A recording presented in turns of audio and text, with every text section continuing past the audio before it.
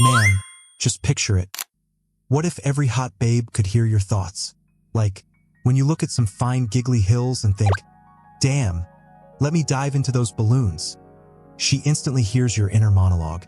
That's exactly what happens to our poor trash this time around. You think this would totally backfire, but when you see two hot babes and think one of them is hotter, what do you think happens to the other one? Girls are competitive, and now that bro has zero filters in his head, they're going insane trying to change his plans. Now here's the real issue. These aren't some low IQ, brain-dead girls. They're all insanely smart and are pulling some serious 4D chess moves on our protagonist, who keeps getting himself caught in weird situations by accident. Situations those sly vixens carefully set up for him. Take this brunette who's hated him her whole life, but now that she can hear that he doesn't like her, she suddenly turns all bubbly, using her jiggly physics to make our boy fall for her again. This childhood friend, though, is way more aggressive. The moment she realized he found her hot, it was already over. She started using every trick in the book, and bro, unfortunately, couldn't hold back. So how is our guy supposed to survive these one-sided relationships? That's why we're here. So let's dive into the story. The story opens with the main character hearing someone call him in a discontented voice, telling him that the lady from the Xiao family was already waiting outside the door. Tio sat on the sofa looking ahead, dressed in a servant's outfit.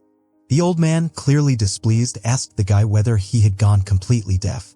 Xiang looked down at his body and noticed that he was wearing a plain, dull suit. An old man named Lingyu Xiang stood nearby. He was the CEO of the Lingyu Corporation. He demanded that the boy come out immediately and greet the guest.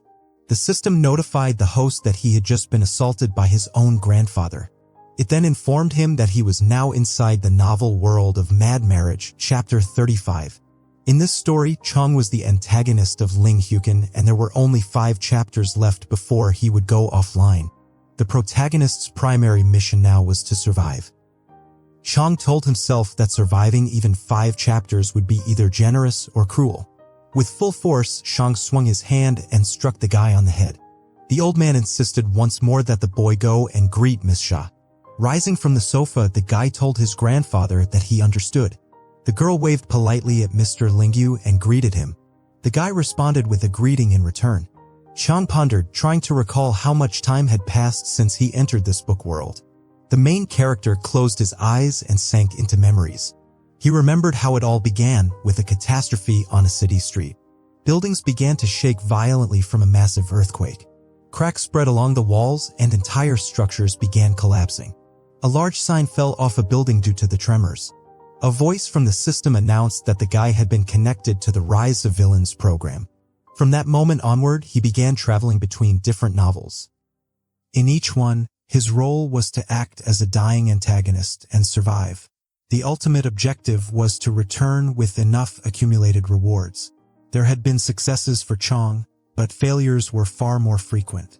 He encountered a protagonist who possessed cheating abilities. The player laughed and hurled a large energy projectile toward his opponent. The guy extended his arm, attempting to defend himself. An explosion echoed. The fighter frantically waved his arms, trying to shield himself from the incoming blasts. He shouted to his enemy that such attacks were unfair.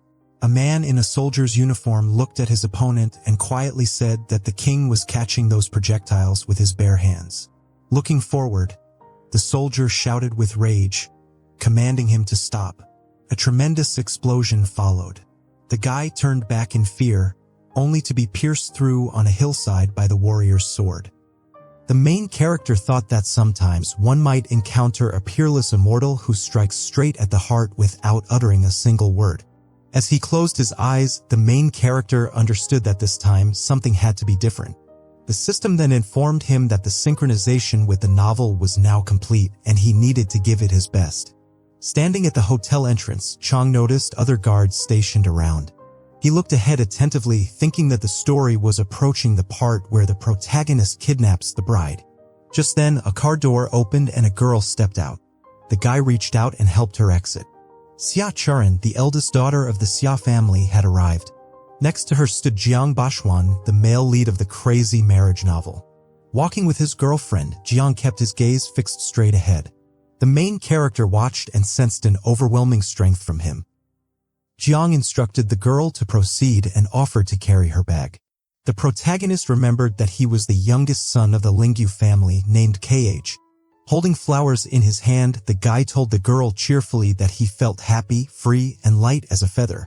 Xia, displeased, responded that he was unwell. Turning to the side, the main character noticed Jiang Bin, the Dragon King of Sand City, standing nearby. At present, Zhang's main role was to act as Xia Churen's bodyguard. CIO declared with authority that a bodyguard always appears at the right place and the right time. The main character believed that, in this novel, Jiang was the unshakable center and absolute leader who possessed every essential quality. Looking at the man across from him, the protagonist realized he didn't particularly like him. Xia turned to her companion and asked him to help with her bag. The main character watched the departing girl. He had given everything to her. His devotion, his resources, all for the sake of the Xia family. Yet it was only Jiang who lived in her heart.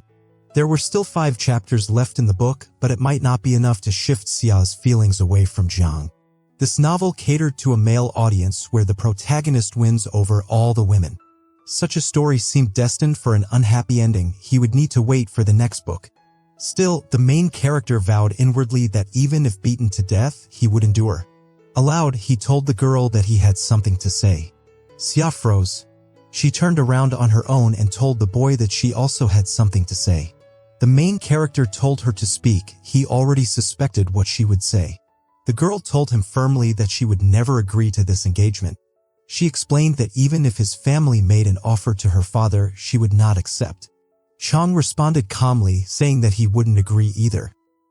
The girl insisted that she could never fall for someone like him. Xia suddenly looked shocked and stared at the guy in fear. Xiang told her that he wanted to break off the engagement. The girl was stunned to hear such a thing from him. Jiang glared at the guy, asking suspiciously what schemes he was plotting. Xia, irritated, asked her companion what he was trying to do. She pointed at the main character and told him flatly that she didn't believe him.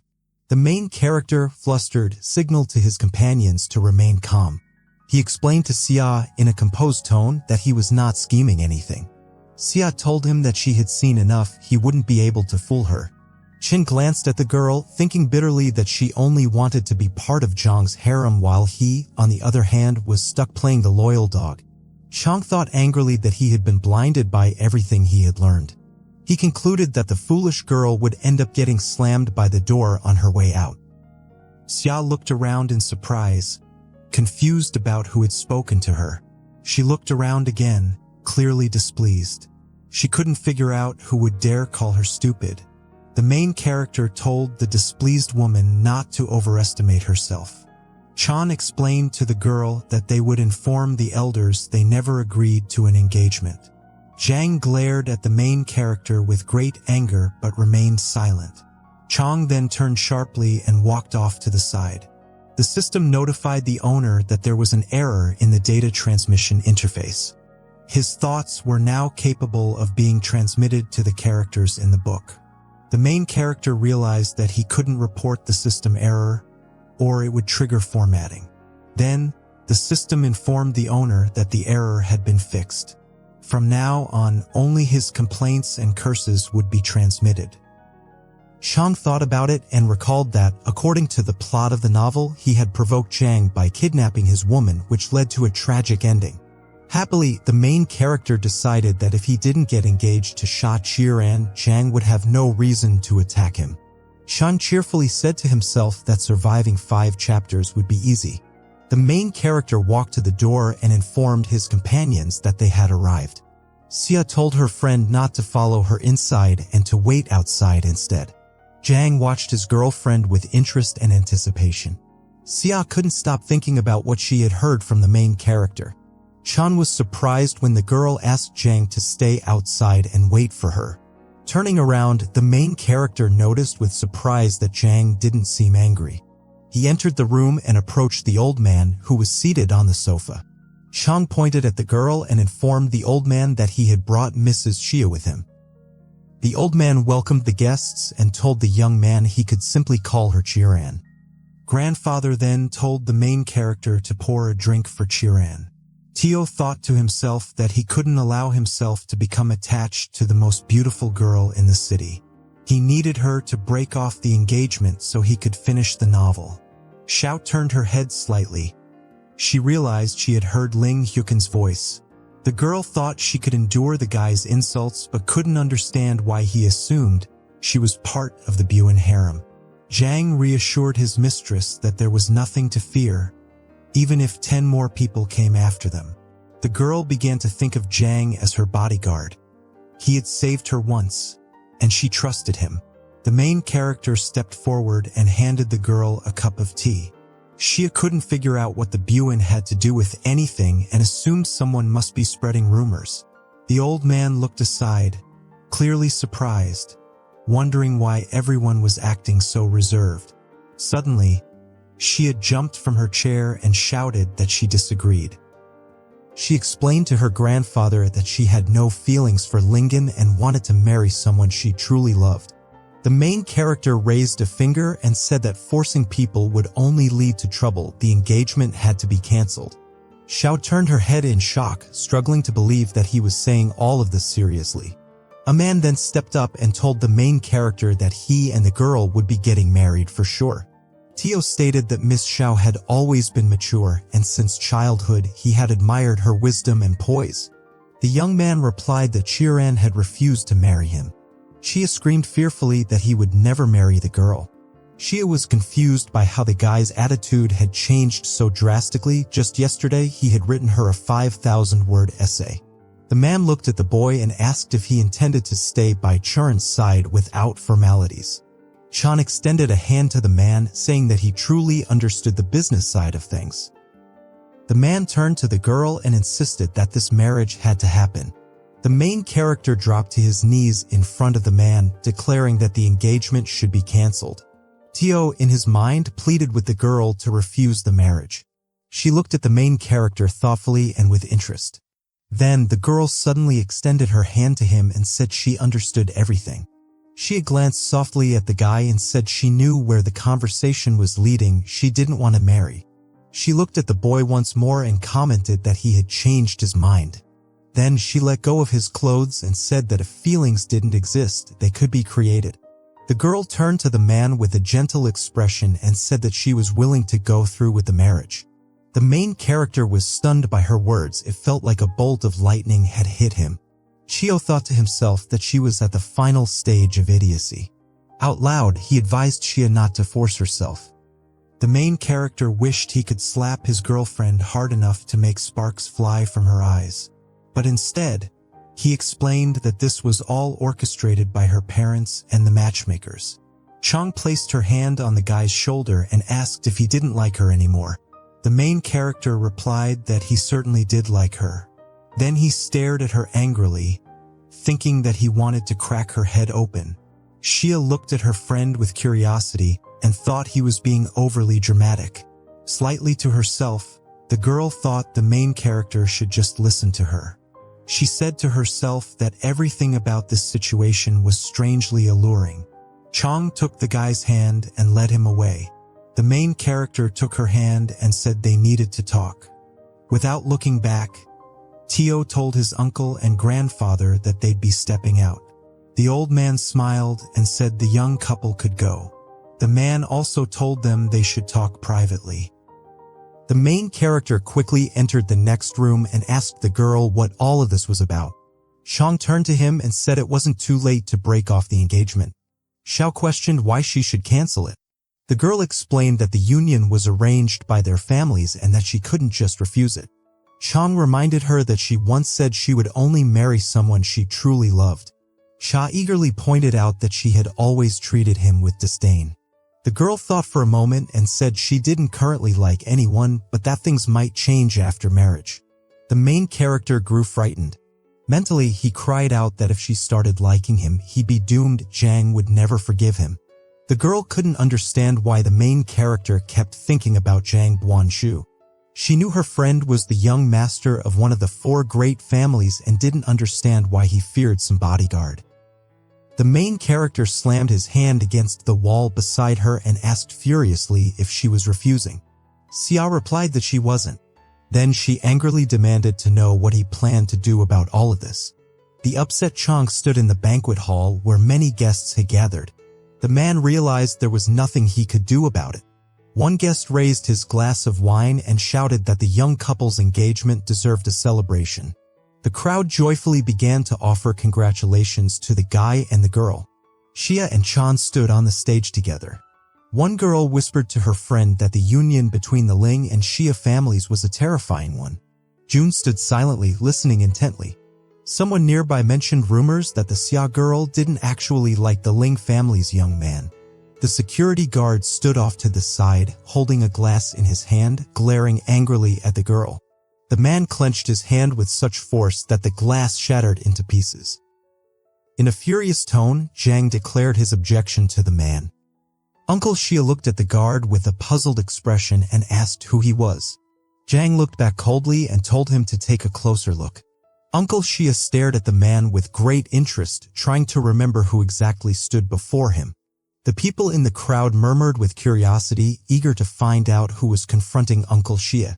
After a brief pause, the man cheerfully told the crowd that he was his daughter's bodyguard. Uncle Xia turned to the guy and asked why he had chosen this moment to speak out. The guests around them were shocked. They couldn't understand how a bodyguard dared to object to the engagement of the young lady. The main character was upset. He realized that the guests were only adding more fuel to the fire. The man shouted angrily at the guard that he was fired and told him to eat well, since from now on all he'd be doing was polishing shoes. Xiang smiled faintly and said he had spoken up for the sake of his daughter. The guard then asked the man if he truly believed his daughter's marriage should be left up to him. Xiao turned to her friend, realizing that the guy was just an arrogant fool. The man standing on the stage said with irritation that he had no intention of conversing with a dismissed bodyguard. He demanded that someone remove the guy from the room immediately. Xiang looked around and noticed two guards walking up to him. The guy stretched out his arms and challenged them to send 10 men if needed. The man responded that everything would be done as he wished. More guards appeared from the side. One of the fighters rushed at high speed toward Xiang. Jen calmly watched the incoming fighter and then threw him aside with a powerful blow. With strong strikes, the guy took down another fighter. The guards stood in a circle, watching closely. One guard turned to another and said they needed to attack the man all at once. The fighters suddenly charged from all directions, closing in on Xiang. He swung his arm and began to repel the oncoming attackers. With sweeping blows, he struck the guards, sending them flying in all directions. The main character felt scared. He realized he might be the next target of the bodyguard's fury. Xiao clapped enthusiastically and told Blonde that he had incredible strength. Calmly, the main character explained the situation to the guard, trying to clear up the misunderstanding. Xiang, smiling, told the guy not to worry. He promised that Xiao Cheran would absolutely not marry him.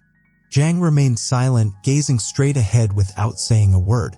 The people in the crowd spoke amongst themselves, surprised by the bodyguard's actions. The guy listened closely and overheard someone say that Ling was a rich, refined man, but this bodyguard had nothing. He stood quietly next to the bodyguard, observing the crowd with focus. Xiang's anger boiled over.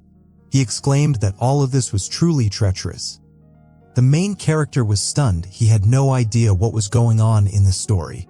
Xiang thought to himself that the audience should be sympathizing with the hero and despising the villain. Xiang looked at the bodyguard with disdain, not understanding why he didn't just grab Xiao Charan and leave.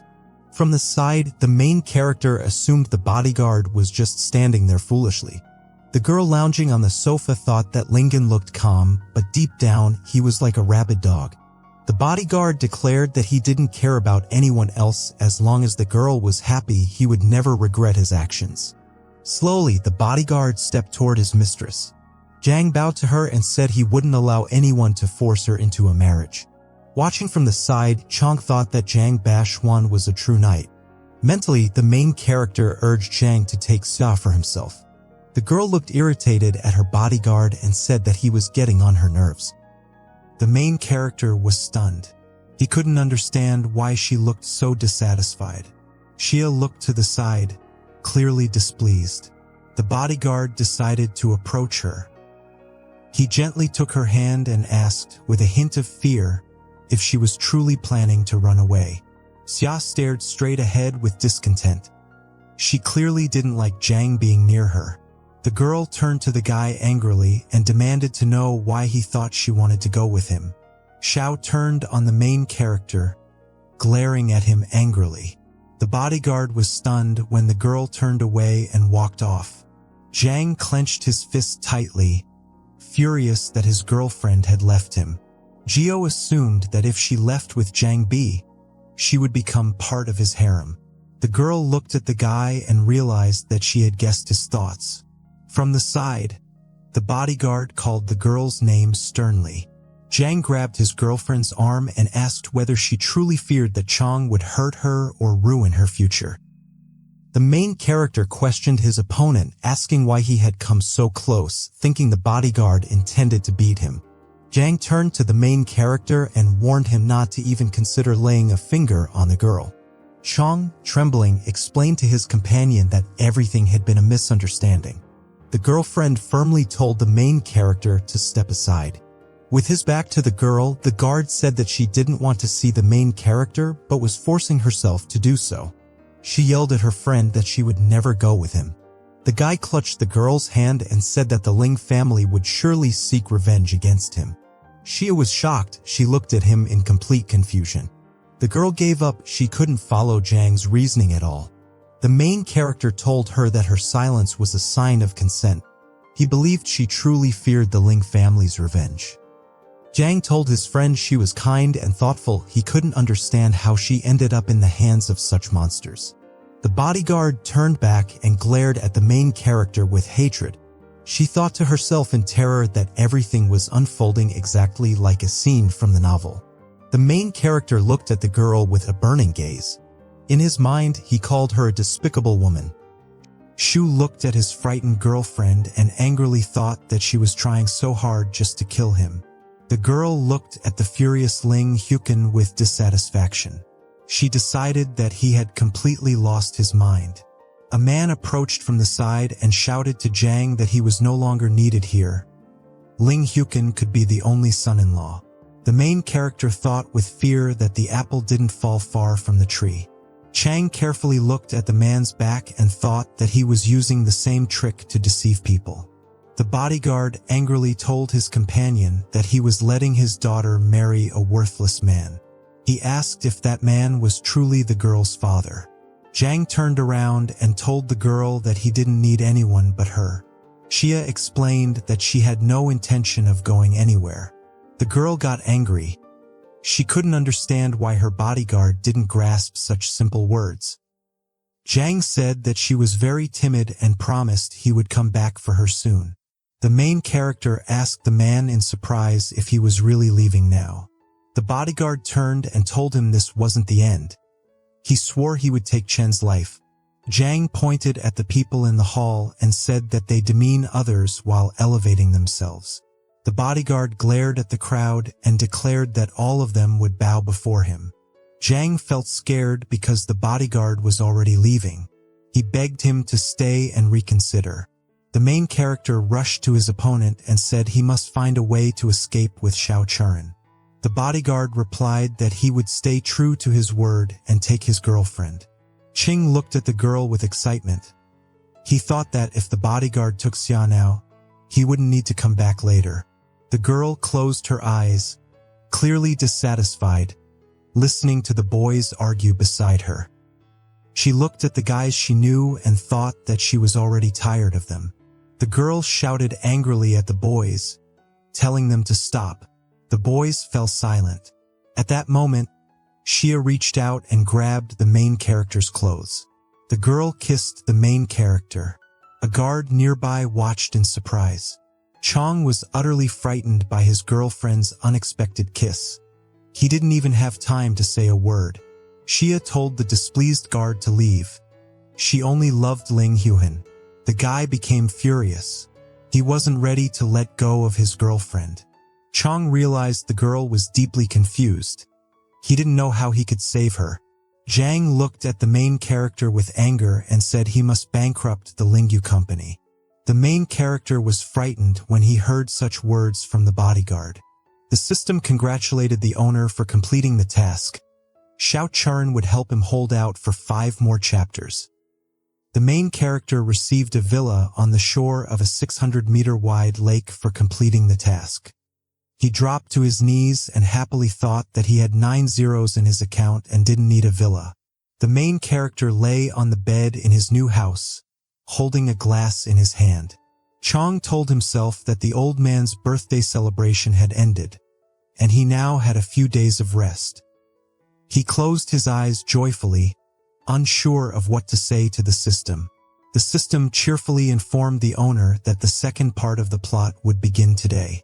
According to the novel's storyline, Xiao and Lingyu were forced into a marriage alliance.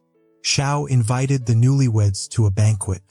The celebration was hosted by the CEO of Deha Company, Tang Yunju, Sha Zhuang's uncle. He was already old and sick. Many people wanted to gain Tang's favor. Lingyu also wanted to win Tang's support. The main character brought a remarkable doctor to help the old man. Xiang created a real sensation at the banquet. He obtained a copy of the sacred healing scripture and achieved success. Zhang Bashuan's amazing hands allowed Tang to witness a true medical miracle. The old man jumped up from his wheelchair and declared he was healed.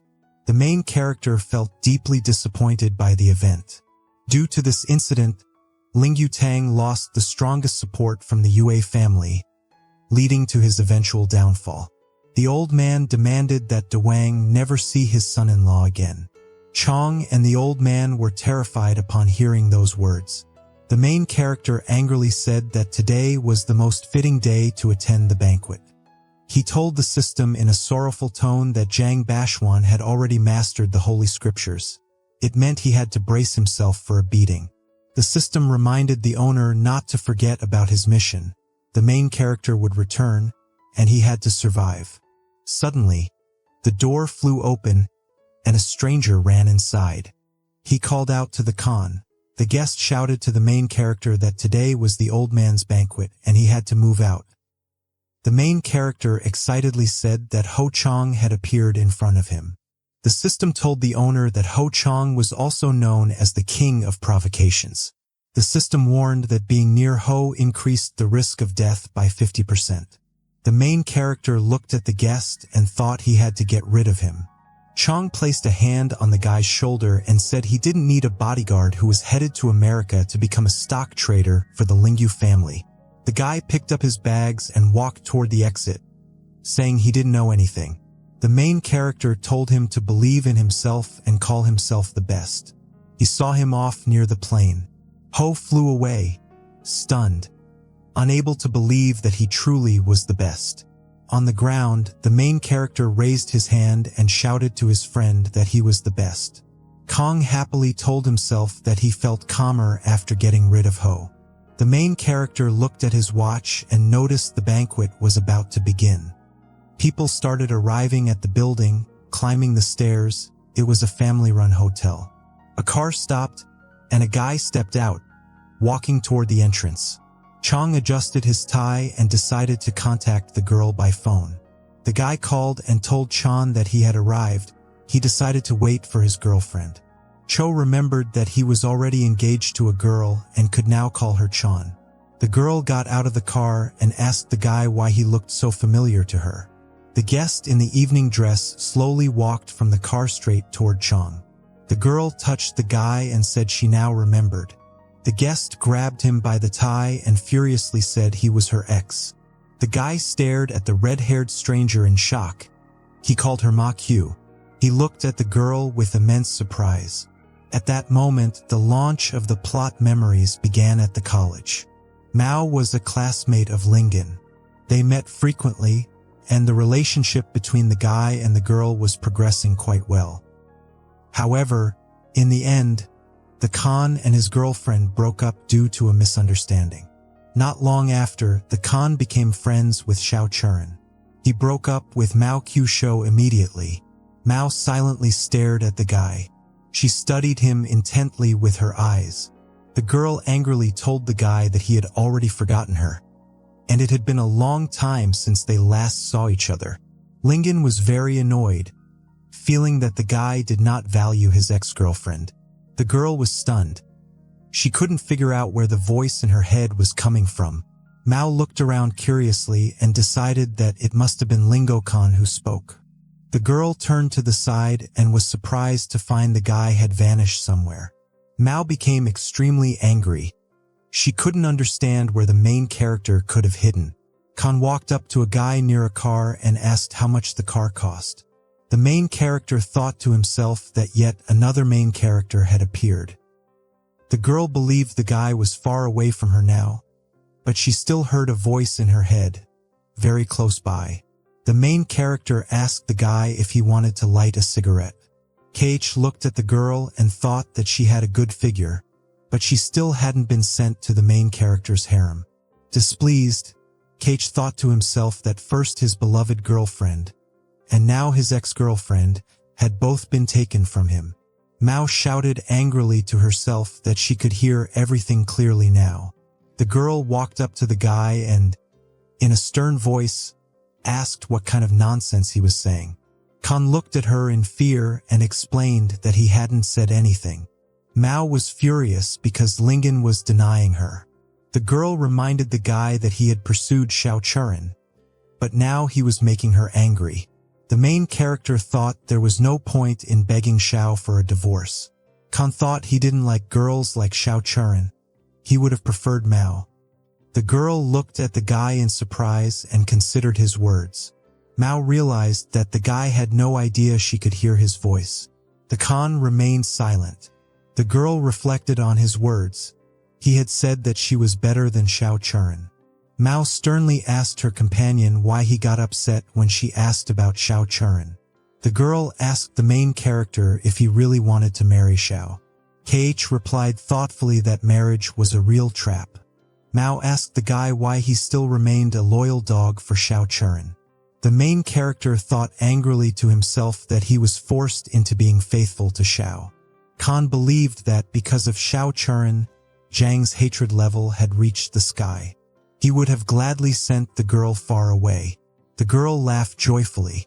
She was greatly amused by the main character's words. Kan couldn't understand why the girl was laughing. He decided she must be sick. The girlfriend approached the guy and said that the misunderstanding hadn't been his fault. Mao told him that she was very, very sorry. Since he was getting married soon, Kan became very curious. He wanted to go back to a better time. The guy wrapped his arms around the girl and thought that Mao was far better than Xiao Churin. Just then, the car stopped suddenly, and a girl stepped out. The surprised girl overheard the main character saying that Mao was better than her. She glared furiously at the guy, who stood next to the red-haired girl. Churin was furious. Slowly, she called out the main character's name. She looked at him and shouted angrily. KH stood aside, talking to his girlfriend, unaware that Xiao had come up beside him. Xiao glared at the guy next to the girl and decided to outsmart them. Churin ran up to the guy and cheerfully said she had been looking for him for a long time. The main character was stunned. Xiao fell silent for a moment and gazed at the guy with intense longing. The girl pressed herself close to the main character and called him her fiancé.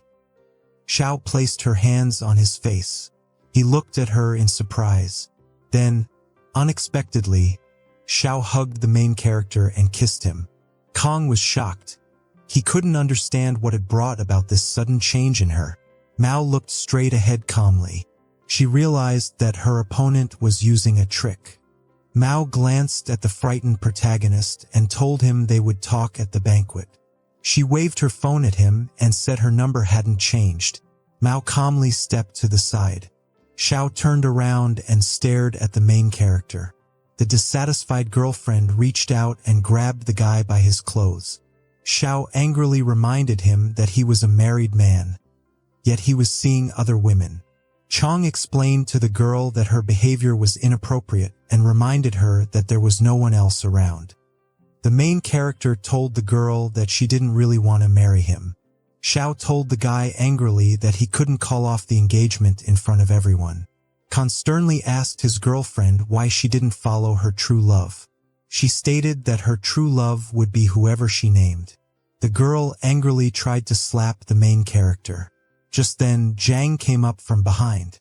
The guard looked at the girl and said she appeared sad. Xiao tensed up completely as she continued arguing with her friend. The guard thought to himself that Khan already had Xiao, yet was still chasing after other women. Xiang clenched his fist. He realized it was his duty to save the Churins. The guard angrily said he wanted to crush Khan into the dirt so that Churin would see his true nature. The main character angrily told the girl not to cause a scene in public. Xiao told the guy that they were engaged and that there was nothing unusual about it. Kate told the girl she was angry and needed to calm down. The main character suggested they discuss the divorce later. Khan thought that Zhang Ban would certainly appear during their quarrel. The guy looked at his girlfriend and decided it was best to keep his distance from her. Kate suddenly shouted to the girl that someone had called her and that he wanted to leave. Xiao turned around and said with dissatisfaction that the guy hated her. At that moment, a man approached and greeted the guy. The main character was surprised when he saw his uncle and another older man standing next to him. The man looked at the main character and said he had brought a gift for his uncle. He pointed to the side and introduced Dr. Shangon, who stood beside him. The elderly man adjusted the glasses on his head and smiled as he greeted the main character. Xiao looked at the old man with wide eyes. He seemed familiar to her. The man leaned in and whispered to the protagonist that he could bring Dr. Shangon to treat Mr. Tan. As a result, the Tang Xia and Lingyu families would become the most powerful alliance in the entire country. The main character was filled with worry. He pointed a trembling finger at the old man and said he needed to stop. Kate asked nervously what the doctor's name was, fearing that he might have misheard it. According to the novel's original plot, the doctor whose name the main character had translated for a sick old man was Shan Guan. Soon after, the conmen brought the miracle doctor to Mr. Tan. But Zhang accused the doctor of being a quack and beat him. The main character thought he had sent Ko away only so he wouldn't discover the doctor's miracle treatment. But the doctor unexpectedly reappeared. Kate, feeling dissatisfied, thought the miracle doctor had finally arrived, and realized that the storyline wasn't so easy to change after all. The main character reflected that even if some events in the novel were altered, the core of the plot would still remain intact. A man put his hand on the protagonist's shoulder and asked why he had frozen. He suggested they take the doctor with them. The main character told the man that his stomach hurt and he needed to use the toilet. Kate rushed to the side as fast as he could and shouted at the doctor to wait for him. He stepped out onto the veranda of the banquet hall, standing there with a glass of wine in his hands. Kate muttered to himself slowly and thoughtfully that everything had changed drastically. A girl approached him from the side and asked what he was sighing about. Ma stood beside him and remarked that she had noticed his concern for Xiao Churin. She extended her hand to the guy and said that he and Xiao were not compatible. The main character grabbed her hand, knowing full well that she would eventually become Zhang's lover. Kate looked at the girl and demanded that she let him go, explaining that he was already engaged. He thought to himself that in this novel, one couldn't touch beautiful women. They all belonged to the harem of the main male character. Ma looked at him and said the engagement could still be cancelled. The main character grew extremely anxious. He knew that the engagement couldn't simply be broken off. He suspected that this was some sort of test of his willpower. Khan stood still, trying to control himself, wondering why he was so drawn to a girl with such a slim waist. Ma was quite surprised that the guy thought of her that way. She placed her hands on his shoulders and asked him who he liked best. The main character turned his face aside and said that he only liked his fiancée. Kate felt a strong surge of excitement. He couldn't hold back any longer. The girl touched his ear and pointed out that he still hadn't answered her question. The main character, his voice filled with fear, told the girl to behave with dignity. Kate felt a powerful excitement building inside him. He feared that he was no longer behaving like a man. Ma thought to herself that the guy said one thing but clearly thought something entirely different. She laughed cheerfully. The main character stared at her, surprised, and still extremely shy. KH looked to the side, flustered, and noticed Jang Buen walking nearby. The main character pushed the girl away and declared that even if he were only engaged for a single day, to him, she would still be no more than a stranger. KH thought bitterly to himself that he had pushed her away. He simply couldn't hold back anymore. The main character stood and thought that he was destined to always be the scapegoat. He could look but never touch. Jang stood close by. Ma burst into laughter and told the main character that he was very cute. The main character asked the girl in annoyance whether she took him seriously at all. KH thought angrily to himself that the novel's heroine didn't take anyone seriously, except for the main character. He glared at the girl and asked why she was laughing at him. Ma giggled joyfully and told her friend that she had just remembered something funny. The guy decided it was best to leave immediately. The main character turned and told the girl he was leaving. The girl behind him looked at him in surprise. Khan opened the door to the room and prepared to enter. Suddenly, the main character heard a noise. He turned to the side and saw Ma sitting on the floor with her leg twisted.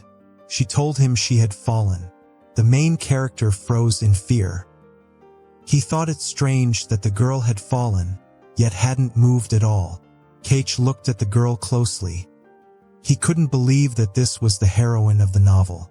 The main character turned and looked carefully into the hall where the guests were gathered. Khan squinted and noticed Jang Buen watching him. Ma reached out her hand to the guy and reminded him that he still hadn't helped her up. The girl slyly thought she could make him fall in love with her.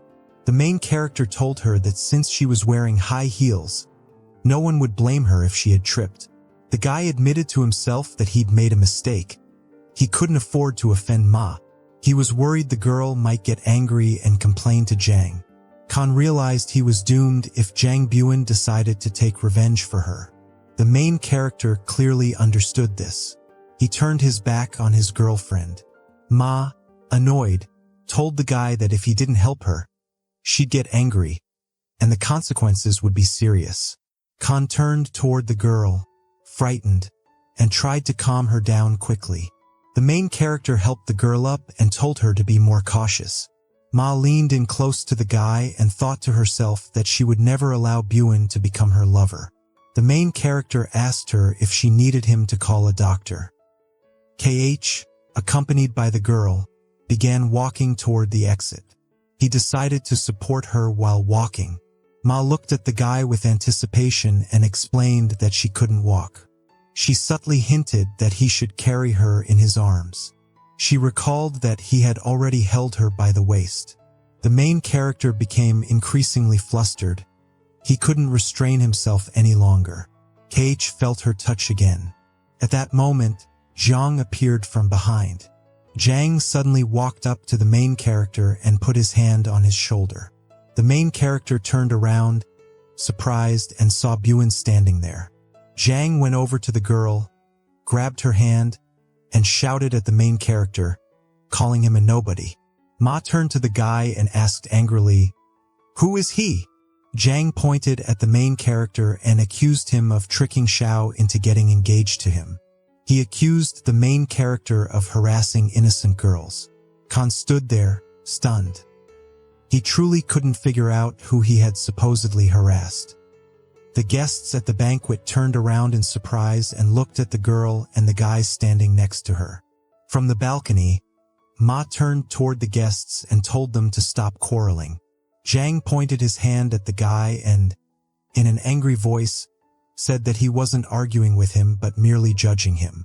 Jen shouted angrily at the main character, insisting that the girl must find out about his actions. A guy came up from behind and placed his hands on the shoulders of two guests. The stranger asked the guys angrily what their connection was with his younger sister. Ma Jun looked at Jang with an angry, questioning gaze. Khan looked at the guy opposite him with excitement and thought that he remembered. The main character recalled that Xiang and June had simply made a private agreement. Ma's girl was the daughter of the eldest son of the family, while June was the son of the youngest son in the Mao family. According to the plot, they were rivals trying to help their respective fathers become the head of the family business. Xiang and June had known each other for a long time. When the inheritance struggle began, they entered into a secret pact. Xiang proposed that June convince CH's father to invest a large sum into a suspicious project called photovoltaics on Mars. Xiang told his partner that the project was bound to fail. Before the man could even react, all his uncle's property would fall into Xiang's father's hands. At the same time, Bakun had his own motives. When CH's father's investments collapsed, Xiang lent him a helping hand and earned his daughter's sympathy. As a result, Mao became one of his mistresses. KH thought deeply. He realized both of these guys were truly despicable. Ma was terrified. She hadn't expected June to show up here. June gently supported the girl and asked his sister how she was feeling. Ma, visibly distressed, looked at her brother with fear and suspicion. As she glanced at the guy, she suddenly realized it was all his fault. She remembered her father had once mentioned the Mars photovoltaic project. He had invested a huge sum into it. Ma was unsteady on her feet, and her brother helped keep her from falling. She grabbed the guy's hand and said she was dizzy and needed to sit down. Holding a glass of wine, the girl was confused as to how the main character could have found out everything. Ma sat down on a chair and thought that Ling Hukan must have secretly come to take care of her. She began to worry. She believed he hadn't forgotten her. To her, this seemed like true love. Xiang walked up to the main character, grabbed his hand firmly, and angrily demanded that KH leave. He accused him of mocking Mrs. Mao. But Mao turned to the guy with excitement and shouted for him to wait. She yelled at the guard to let the main character go, saying Khan was a true gentleman. Ma looked at the bodyguard and said he was making assumptions without knowing the truth. Xiang glared at the girl furiously but said nothing. The main character, filled with fear, realized he was once again hated. Ma turned to the guy and said her leg hurt. She asked him to take her away. The main character looked at her fearfully and wished she would find someone else instead. Ma warned him that if he dared to refuse, she would scream that he was harassing her. She glanced lightly at her friend. KH told her in a displeased tone that she was very heartless. Ma prepared to leave and told her brother she would judge him after learning the truth. June was stunned. He didn't understand what she meant. In the living room, the main character placed a hand on the girl's shoulder and told her to sit down. Ma did so, and the main character knelt beside her. He thought that the moment he left this place, he would immediately run away. The girl glanced at the guy and realized she wouldn't give them the chance to escape. Mao stretched her legs forward and asked the surprised guy to give her a massage. The girl raised her clothes slightly for comfort. Khan thought that if he touched Mao, Xiang would hate him forever. Ma moved closer to the guy and said it was just a massage. The girl threatened lightly that if he refused, she'd start screaming. She began a countdown showing 3 fingers. Then she counted backward, showing 2 fingers. Finally, Mao raised 1 finger and said they needed to call the others. Khan replied that he completely agreed. He placed his hand on Mao's leg and told her it was time to start. The main character continued gently massaging her leg, removing her shoes. He asked if she was in much pain. Mao responded that he should massage a little more. KH continued stroking her leg. The girl shouted that it was too much. The main character took her leg in his hands and asked if he needed to massage from the inside. Frightened, the girl screamed that he shouldn't go that far. Ma screamed in fear. The guy asked her if he was being fast enough. The girl, breathless with excitement, told him he was doing a very good job and added that Khan was great at massage. Xiang stood outside. He struck a match from a box and handed it to a man. Xiang told his companion that his sister no longer cared about him. He asked what he should do. June looked at him and took a puff of his cigarette. He asked if he really liked his sister that much. June placed a hand on his companion's shoulder and said Ma respects strength and likes powerful men. Xiang asked if Mao and the main character already knew each other. The guy replied that, at the moment, Ling Hukan was already engaged. He had met a girl and remembered his past. June turned around and told his companion not to worry. He needed to go to the restroom. Xiang remained alone under the lantern by the bench, silently watching the man walk away. Xiang stared forward angrily, thinking that every woman around the main character would end up in his hands. A man approached from the side and, after a pause, greeted Xiang. He looked at him in surprise and said he was his uncle's remarkable doctor. He asked Xiang to introduce him to his uncle later. Xiang replied that they were all one family. Xiang happily turned to the side and thought the time had come to bring both the Shou and Tang families under control. Meanwhile, in the banquet hall, guests started panicking. Someone shouted that Grandpa had fainted. People rushed into Mr. Tan's room. Late that night, the frightened guy cried out to his grandfather to wake up. A man checked on the old man and said that his relative's condition was very concerning. He asked Dr. Shangguan if he knew what to do. The doctor looked at the patient with a surprised interest. He said he knew exactly what to do. Shangguan thoughtfully stated that he would first check the old man's pulse. Chong, however, thought with displeasure that the doctor was a fraud, and as a result, Lin Huhin wouldn't live much longer. The guy, frightened, rushed to his grandfather and shouted that the old man had regained consciousness. He said that he had consulted many doctors about his father's illness, but nothing had helped. Deeply worried, the guy had asked friends and relatives for help. He said that the Tang family would never forget their kindness. June turned to his friend and asked him to figure out a way to help the head of the Tan family. Xiang thought that the guy beside him was a fool. He decided that having such a doctor would not be of any use to him. Xiang looked straight ahead in thought and decided he could once again allow his favor to be used. Baiyun then said aloud that he hadn't yet examined the patient's pulse and couldn't be completely certain. Still, he added that the chance of success was at least 50%. June was overjoyed. He looked at his companion and said he hadn't been mistaken about him.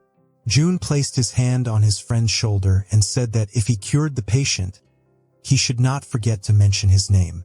Then, without wasting time, the guy grabbed Xiang's hand and dragged him along. Suddenly, Baiyun stopped his companion.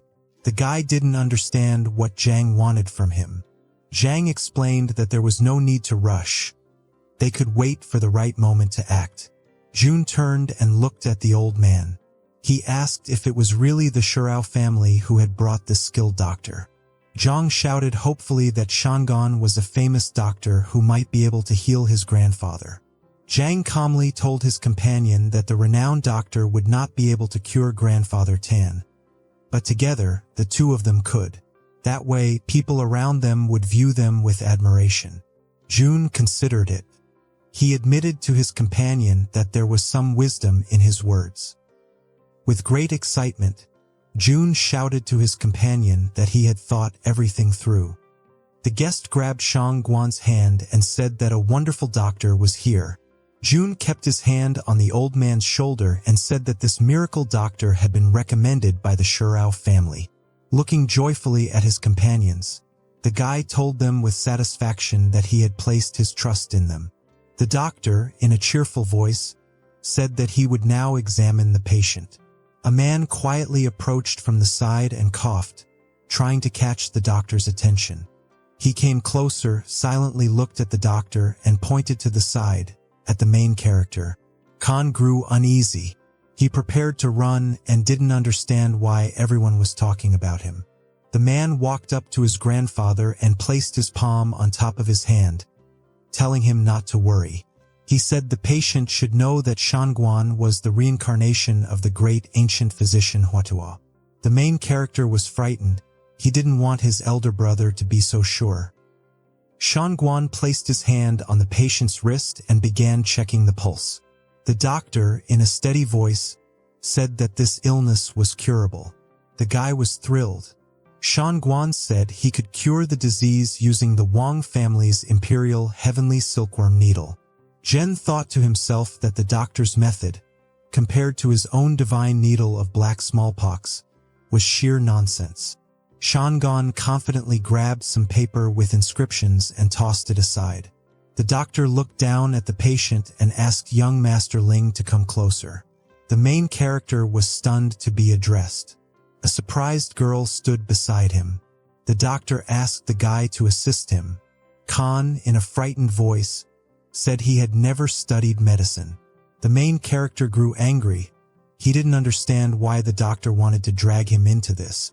Shangguan adjusted his glasses and said that young Master Ling was just being modest.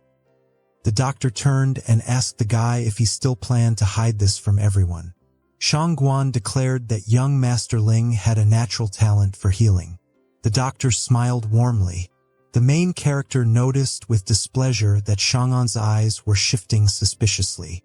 Shangguan turned to the side and told the guy to disinfect and hand him the needle. The doctor extended the needle toward the patient.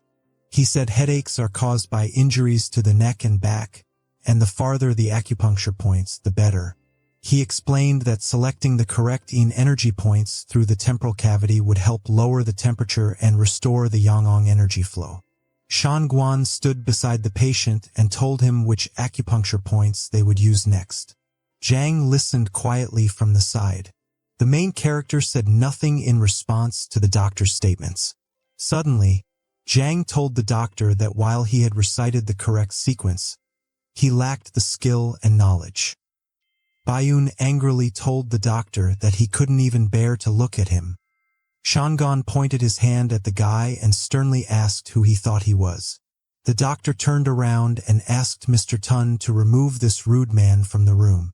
The man waved his hand to the side, motioning for Shangguan to be taken out. Xiang sternly told Mr. Tun that he was the only one here capable of saving grandfather. If they threw him out, the old man would lose any hope of recovery. The doctor angrily told the guy that he, personally, was Grandfather Tan's only hope. The main character returned to the side, excited.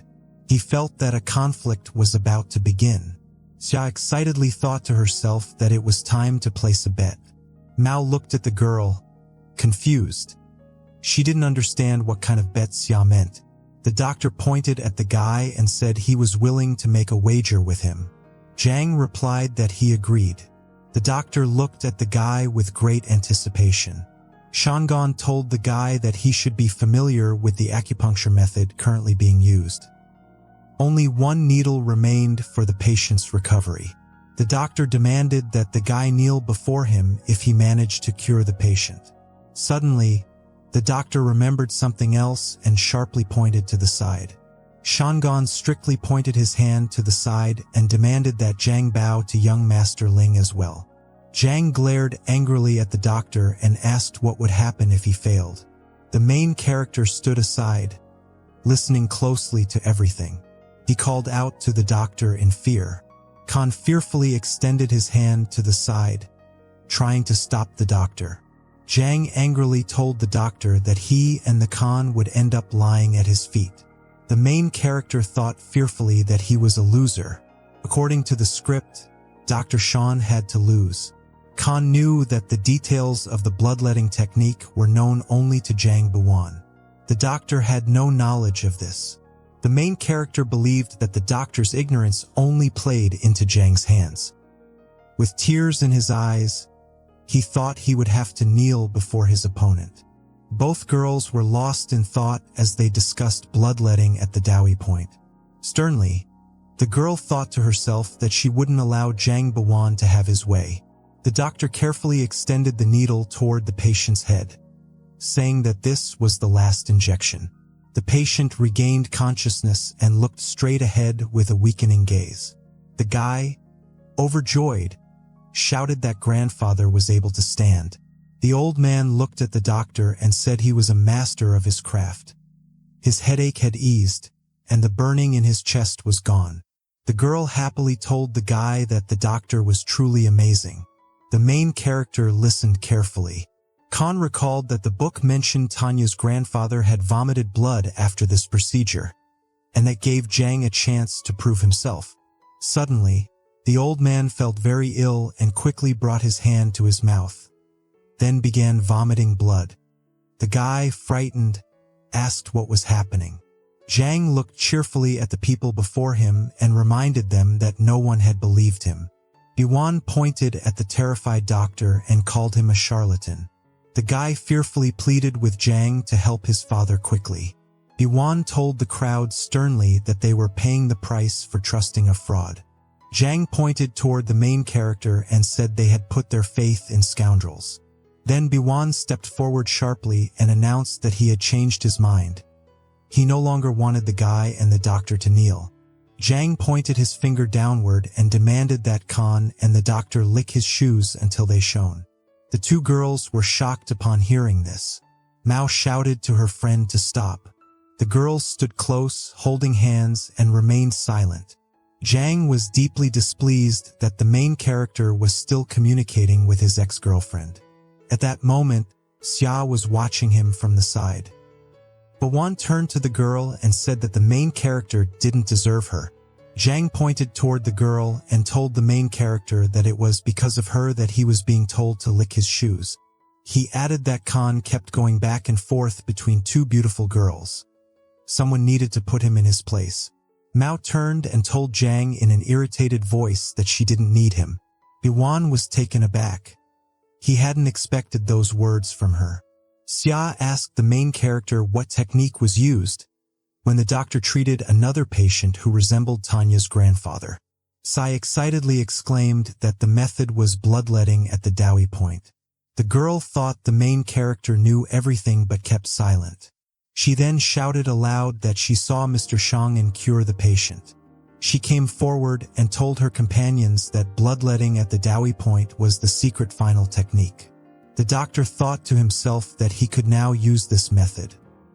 Xiang told the old man and the guy that vomiting blood was a normal response. After bloodletting, everything would be fine. Jian thought excitedly that those around him understood this on their own. The guy asked the doctor if everything would be all right. Xiang held a test tube and confidently said that everything would definitely be fine. Suddenly, the patient's eyes sparkled brightly, and he felt a huge surge of strength. The old man looked radiant. He shouted that he felt young again. All his senses were sharpened, and his body was bursting with energy. The grandfather ran to the doctor and declared that the Tang family would be forever grateful to him. Chong was deeply displeased. He couldn't understand how the doctor had discovered his secret technique. The doctor turned toward the guy with anger and reminded him that the loser had to kneel. Xiang pushed the guy in the back and insisted he keep his word and kneel before young master Lingku. Zhang became fearful and nervous when he heard the doctor's demand. Yuan angrily asked the crowd why they had believed the charlatan doctor. Xiang sternly pointed to the side and reminded everyone that he had just healed Grandfather Tan. He didn't appreciate being accused of cheating. Zhang fell silent in fear. The main character turned and looked at the doctor with careful attention. Khan thought with dissatisfaction that all the troubles were falling on him. He just wanted to be left alone. People around were murmuring. Someone said the doctor had told the truth. Zhang reminded himself that he possessed the true knowledge of the divine black pox needle. He couldn't allow himself to bow before the doctor. Zhang became increasingly agitated and furious. He clenched his fists tightly. Yuan looked to the side angrily and resolved to show off his skills. Then people would see he was the true master. Zhang turned his gaze and spotted the girl. He decided not to miss the chance to impress her. Yuan joined his hands together and began to activate his magical powers. A glowing aura appeared around Xiang. People around were astonished. One man remarked that he saw some kind of magic trick. Another man wisely said that Zhang was using the skill of the divine black pox needle. He never thought he'd get to witness it.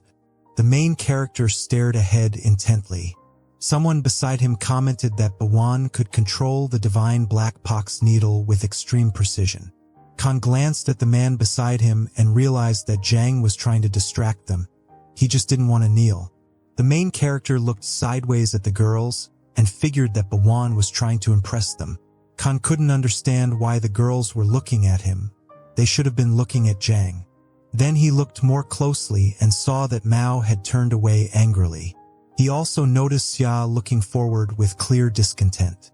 Suddenly, Mao rushed to the guy and placed her hand on his face. In a sly voice, she told him that he could go ahead and do it publicly. Xia grew very angry. She stared at the girl in front of her with a deeply displeased expression and called it shameless behavior. Jun appeared to the side. In a measured voice, he said that Zhang's words may have sounded harsh, but Dr. Xiang was older than the guy and wouldn't be angry with him. The doctor turned around and told John that he had to ensure the arrogant young man didn't disgrace his dignity. The guy looked at the doctor with a joyful smile and said he had a great sense of humor. Jun told both the doctor and the guy not to argue. He reminded them that they had gathered here for the purpose of Grandfather Town's recovery. They all shared the same goal. From the side, the old man suddenly stepped forward and addressed everyone present. Grandfather smiled at his guests and said he wanted to thank them. The main character looked ahead and thought that Jun deserved to be Zhang's #1 henchman. Xiang glanced to the side and thought that if he lost today, the main character would break his legs. After some reflection, Bashwan exhaled in a calm manner. The guy walked up to the girl and excitedly asked if she was angry. He reminded her that his voice was loud only because he was excited. Xia turned away in displeasure when she heard those words. The girl glared at the guy and said she didn't need any excuses. Xiang was taken aback. He didn't even know how to respond. The guy grabbed the girl by her shoulders and told her that with his abilities, he would make her the richest and most respected woman in China. The main character listened attentively, wanting to hear everything Xiang was saying. Xiang looked seriously at the girl and said he was trying for her sake. He promised to give her a better future. Xia was truly surprised when she heard from the guy that he had tried for her. Xiang excitedly explained that he could cure Grandpa Tan with just 3 needles. The main character kept a close ear on his opponent's conversation. He understood that some girls take passionate speeches too seriously and lose their ability to think clearly. Xia gave it some thought. She realized that all the things Xiang had said in her defense turned out to be lies. In fear, the girl thought that if it weren't for the main character, she might have actually believed him. Xiang extended his hand to his girlfriend. Xia couldn't believe that a stranger would really forgive the guy. The main character, excitedly, thought that he had only gotten engaged to Zhou and never planned to marry her. Khan looked intently at the girl and remembered that she was his bride. The guy reached his hand out to the girl and excitedly asked what was wrong with her. She sternly reminded her companion that she hadn't forgotten. He still had to kneel and lick the winner's shoes. Mr. Villain was shocked after hearing what Xia said to him. Meanwhile, the real villain was in shock. MC asked, "What's going on?" From the back, he asked again, "Big sis, why are you doing this? He's already giving himself a way out. Just follow along. Why are you provoking him?" Hearing MC's comment, Xia looked at him with a killing look. MC fearfully asked, "Why are you looking at me? Instead of me, you should look at Zhang Bei-xing." Xia made Zhang Bi-sung remember his promise, told him, "You said, whoever loses kneels in front of the other. So be a real man and keep your promises." Zhang Bi-sung, furious, tells her, "You want me to kneel down to him?" With a killing intent, he said loudly and to this good-for-nothing, "Are you sure?" MC, holding his current girlfriend's hand, thinks to himself, It's over. Is this stupid model malfunctioning? It's trying, even forcing the plot back on track. Isn't it? Does a villain like me, who is like a cannon fodder, does my life even count? As he was thinking all of this, His girlfriend blushes and speaks in a flustered mind that, as expected, he still loves me. Xia, angrily looking at MC and her rival holding their hands, thinks that the hand-holding just now was completely subconscious. Isn't it? She calls MC. Ha Ling Hu Hang. Ling Hu Hang looks towards her because of her call. She tells him Zhang Beiseng has already accepted his loss. How much longer are you going to let everyone continue to make fun of you? So, come here? She calls, hurry up. Come here. Xiao was calling MC to do his job, but on the other side, Zhang Beiseng, being the delusional punk he is, says to himself, I see. As expected of the woman Zhang Beiseng, love, so principled of my reputation. He also thinks and adds she's not angry. She's worried that I'll be laughed at for being a sore loser. The self-proclaimed hero coming forward tells Xia that I understand. You reminded me to accept defeat, simply to make me a righteous man. Xia, confused as we all are, hear him saying, Xia, you are right. I, Zhang Beiseng, will absolutely not let anyone question my character in this matter. Ling Hu Hang, looking at Zhang Beiseng, up to doing something, frighteningly exclaimed, what are you going to do, man? Zhang Beiseng murmured, I can't betray Churin's good intentions. Ling Hu Hang, remember, I'm kneeling today because of Churin, not because of you. And with that, he started to kneel. MC, looking at the situation, he exclaimed in fear and told Zhang Beiseng, I'm warning you, don't come any closer. Because of the fear, he started hiding behind his girlfriend. He thought, no way, humiliating the protagonist like this, will I even be able to survive? His girlfriend, looking at his courtly state, struck him in his abdomen. She questioned, what do you take me for, a disaster shelter or something? And with that high power shot to the belly, he crouched down in pain. Ling Hu Hang told her, my stomach hurts so much, I need to poo. And with that, he leaves everyone by saying goodbye, eat and drink well, and see you in the bathroom later. At this awkward moment, the system chimed in by announcing Chapter 2 completed. Villains successfully survived. Next is system reward settlement. MC, looking at everyone, tells himself, how did I survive? Now the scene takes us to Ling Hu Hang's house. Where he is having a bad dream, he wakes up with a fearful look on his face. The system comes at this moment by saying to him, congratulations to the host. In the next 3 days, the host can take a good rest and prepare for the next round of new tasks. MC takes a glass of water and starts drinking to relax his body. He mentioned while relaxing on the sofa, so, how many points did I get this time? The system answered his question by saying you have earned 100 points for this mission. Your current total points are 2,333 points. MC frustrated exclaimed and said, are all systems this stingy? Or is it just you?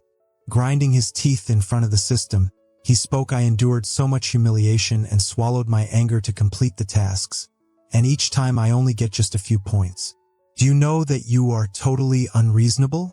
He added more complaints by saying, do you understand? I could have died in this task. Man, this system has complete rules for point calculation so the host can reset assured.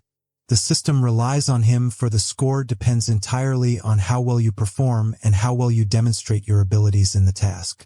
MC asked again, so the question is, at my current efficiency, how many more times until I can return to my own world? The system said to MC that, according to the rules of transmigration, your transmigration channel was generated because you were killed by an advertising billboard on the original world. Therefore, you need to exchange a resurrection item to return to your original world. Ling Hu Hang, glimmering with joy, asked the system resurrection item, with my current points, how many can I exchange for? The system poured a bucket of cold water on his beautiful dream. Sorry, host, the resurrection item requires 88,888 points. Your current points are far from enough, so you cannot exchange for this item. With that response, MC loses all his enthusiasm. Ling Hu Hang threw a pillow at the system's face, calling not only you didn't let me exchange the item, and you're also using such a disgusting tone? Get lost. MC frustratingly laughed in his bed and started counting the points using his fingers, so 100 points each time, a lot of 2,300 points, meaning I have to do this over 8,000 times. Then he also made the assumption that he would get only 3 days of rest after each mission before the next starts. 1 plus 3 is 4, 2 plus 3 is 5, so I'd rest just when I die. And with that, he made a gloomy face unrackable to everyone. The system console said to MC, there are plenty of opportunities in the future.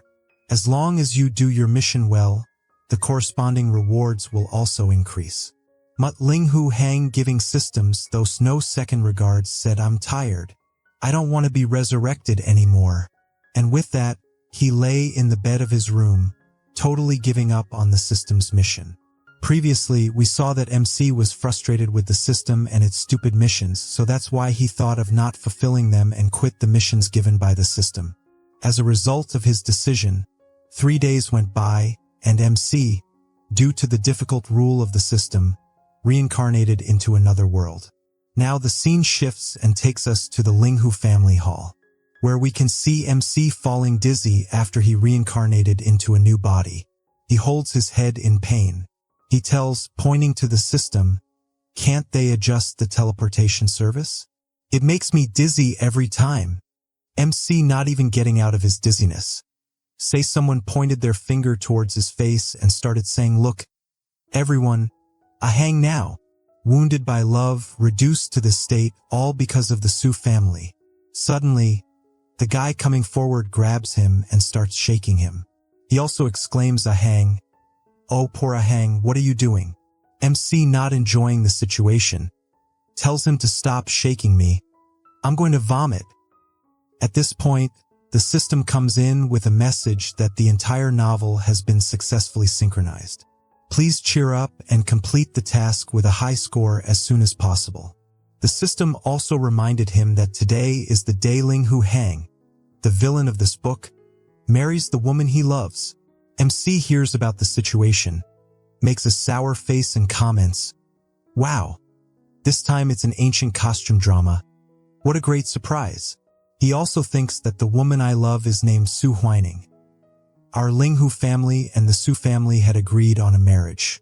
Who would have thought that right before the wedding, the Su family would suddenly go back on their word and find her a good-for-nothing, poor excuse for a lovin' son-in-law.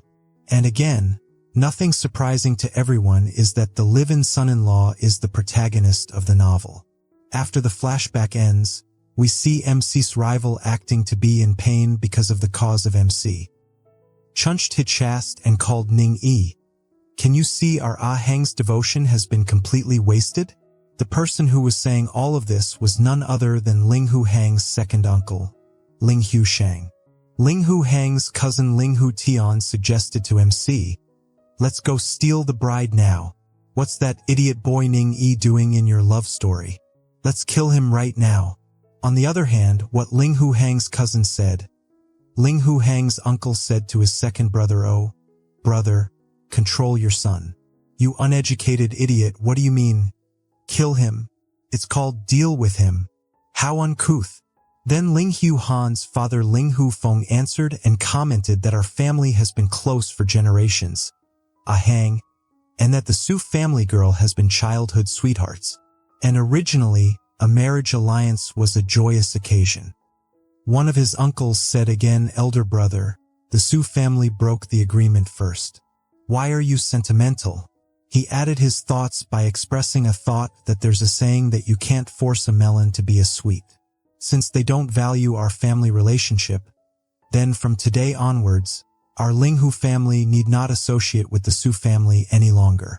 MC, catching up with his family's thoughts and decisions in regards of this marriage situation, thought in his mind in a shocked state. Wait, what did he just say? Break off relations? He says it's so early. The Su family will soon be the top one in Tianxian Kingdom's business circle. Ning Yi's future achievements in the Tianxian Kingdom will make merchants all over the country want to kiss his feet. Do you think breaking off the relationship will punish the Su family? You're truly ignorant? As he was thinking all of this, all of his family members heard all of his thoughts, whatever he was thinking. They were truly shocked, to be exact.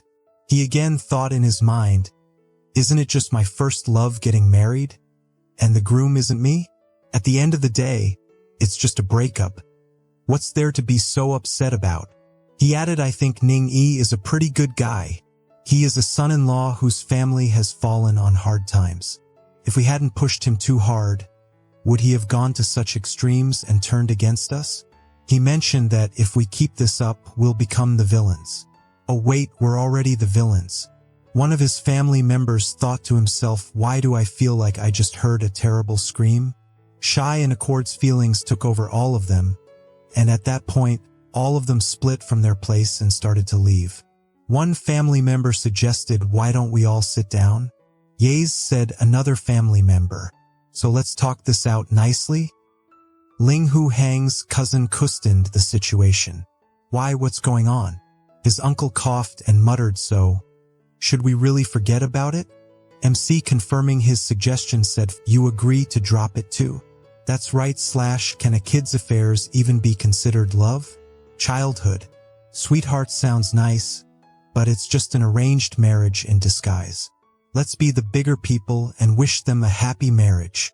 Wanting to confirm his thoughts, his cousin asked, bro, hang on, are you being sincere? There are no outsiders here. You don't have to be strong in front of us. Ling Hu Hang confidently put his hand in his chest, replied, of course. I'm sincere, you bro. Hang doesn't need to pretend to be strong. I am really strong. Turning around, he suggested, it's getting late. Everyone wash up and go to bed. MC thinks again in his mind that they should settle this while they are still thinking straight. The more we talk, the more mistakes we'll make. Let's make a run for it. His family members, hearing his inner thoughts, talk to each other. Just now, cousin seems like a different person inside. Another family member chimed in with hi and commented that what we heard just now was indeed Hang's inner voice. Right? Wasn't it? So now we should dismiss the meeting, let's go. Haven's secrets can't be revealed. Let's not announce it yet. And what should we do? We can hear our son's inner thoughts. It's the question of the century. Now the scene shifts to Ling Hu Hang's bedroom. MC, laughing in joy, finally spoke. I can rest. But suddenly thinking of something, he thought, something isn't right. Sitting up from the resting posture, he questioned, strange, why is the system so quiet today? It doesn't say a word of nonsense after syncing the plot. It used to chatter away. Trying to find the system, he starts calling it. Moshi Moshi? System? Mr. System, where are you? After calling for a long time, he got no response. Thinking deeply about the system state, he thought, I feel like something's not quite right. In a new day, in a new moment, we come to see Ling Hu Tian's courtyard. At the moment, we see a woman commenting towards Ling Hu Hang's cousin O. Don't you see what time it is? The teacher has been waiting for you in the study room for a long time. As she was pulling him in order to come to the study room and do his daily study work, the cousin replied, I don't want to. The woman was none other than his stepmom and Ling Hu Shang's wife, Qin Ye. He mockingly said to the woman, Study. Study, what's there to study? Only those families living in shabby houses by the overpass need their children to study to get ahead. The cousin boldly declared, I am the second young master of the Ling Hu family. I was born superior to others. Why should I read books? The woman commented, that's not how it is. Tianer, you're all grown up.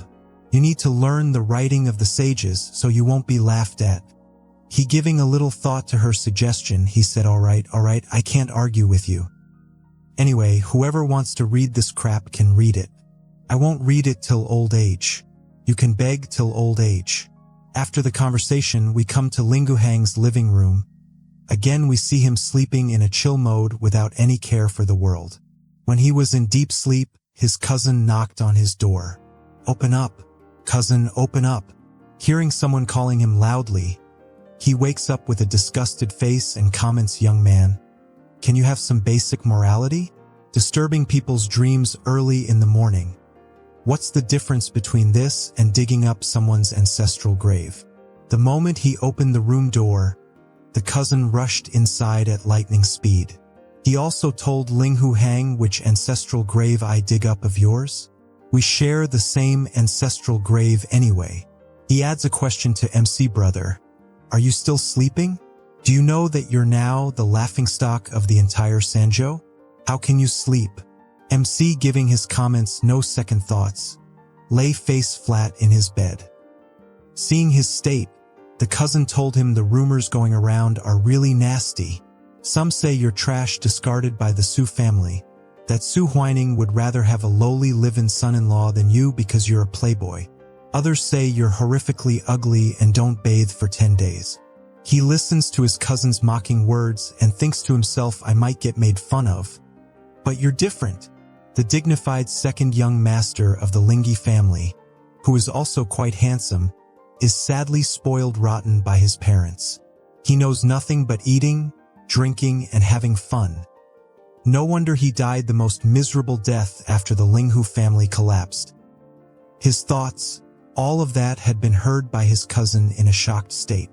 Ling Hu Hang also thought to himself, what's worse is this kid was ultimately stripped naked by the scholars Ha looked down upon, thrown into a manure pit, and drowned alive there. I also remember when he was pulled out, his mouth and nose were full of excrement. It smelled horrible. After that incident, some people even clapped and cheered, saying that illiterates who looked down on scholars deserved this end. It was truly tragic. There's no saving him. MC even made a crying face after that comment. Breaking the silence, he told his cousin by saying the people can say whatever they want outside, but I'm going to sleep so you can scram now. Go wherever you want to have fun. Okay? The cousin, getting stupidly angry, exclaimed, play what? I've decided I'm going to study diligently from now on. MC thought about his sudden comment. What has gotten into him all of a sudden? Did he hit his head this morning?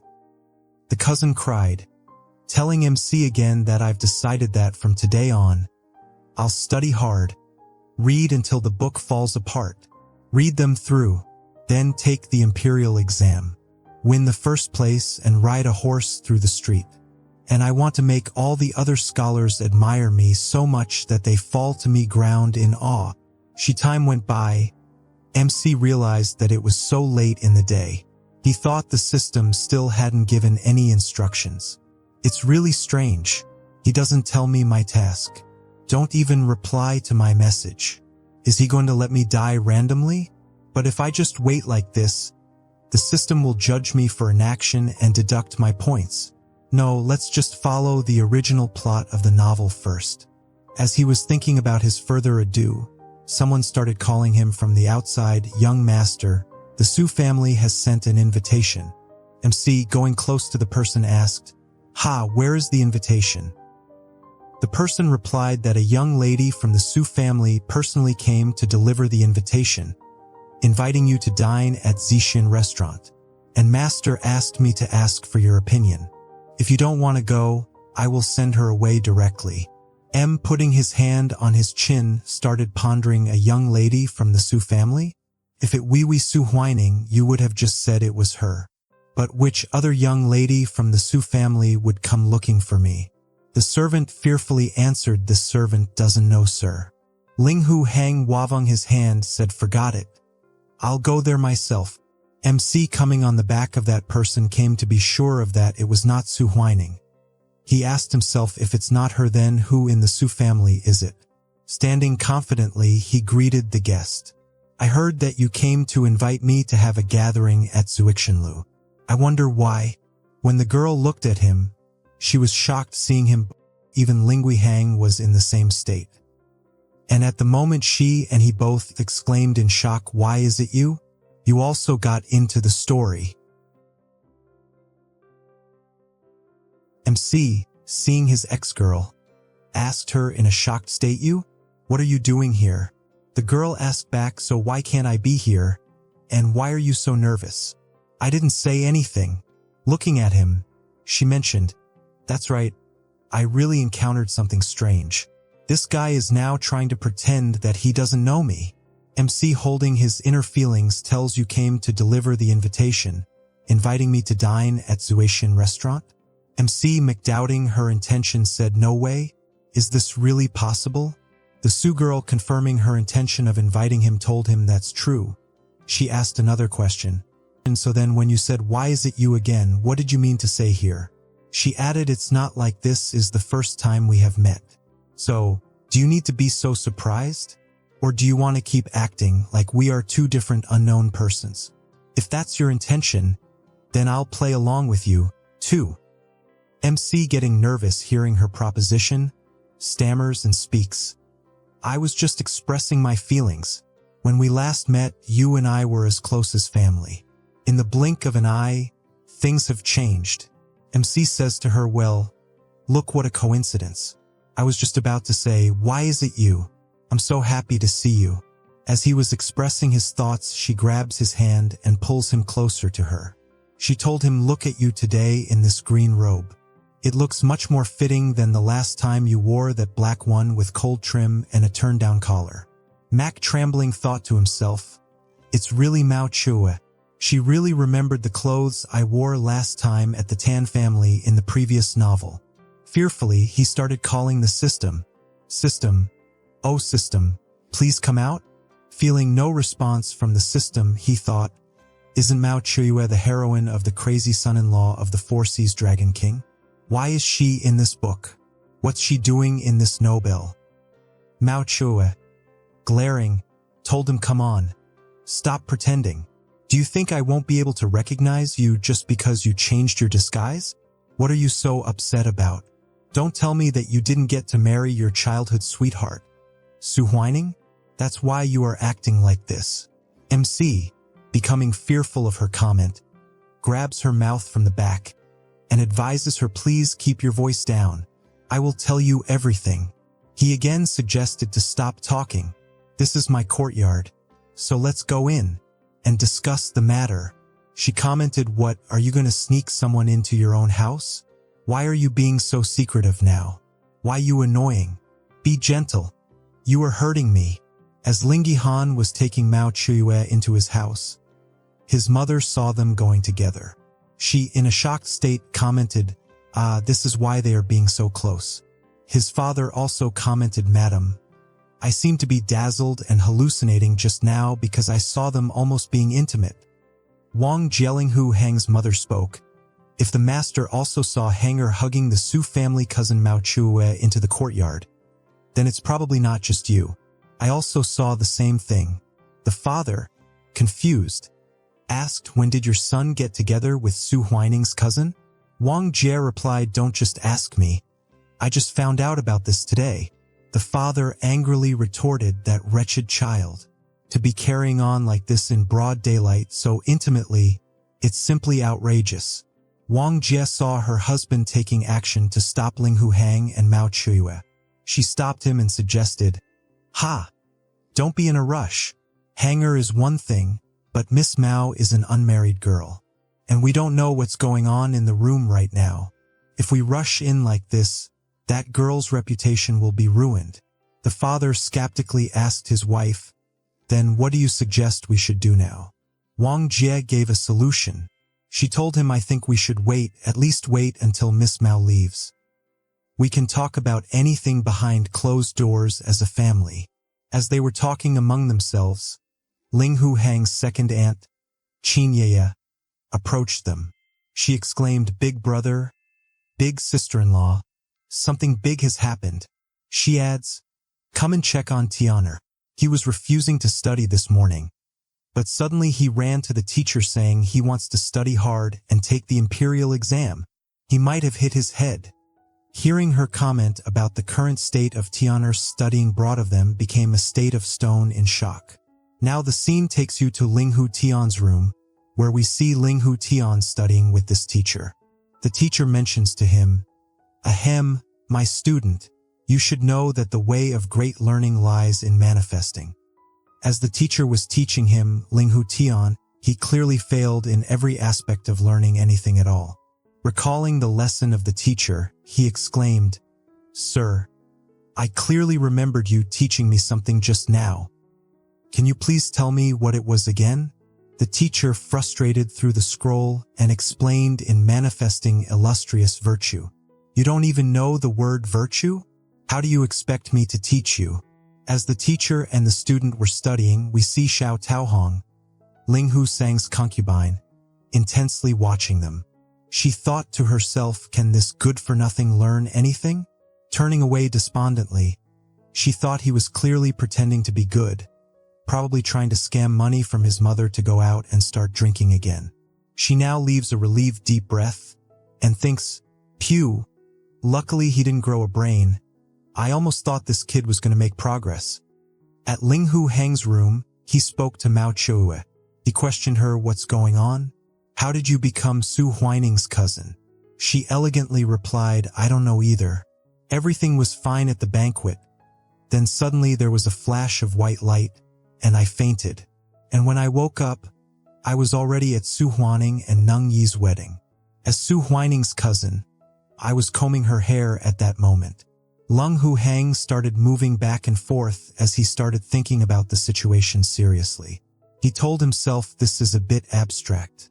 Not only did the system suddenly stop responding to my call, but a character from the previous novel has followed me to the new Nobel, and even has an official identity. She curiously spoke, "Hey, I haven't asked you yet. You came all the way to the gate to receive the Su family's invitation. Don't te me you haven't given up on Su Huining?" Ling Hu Hang angrily retorted, "Am I crazy? Why would I try to steal anyone? And who would dare to snatch the protagonist's love? Aren't they tired of living?"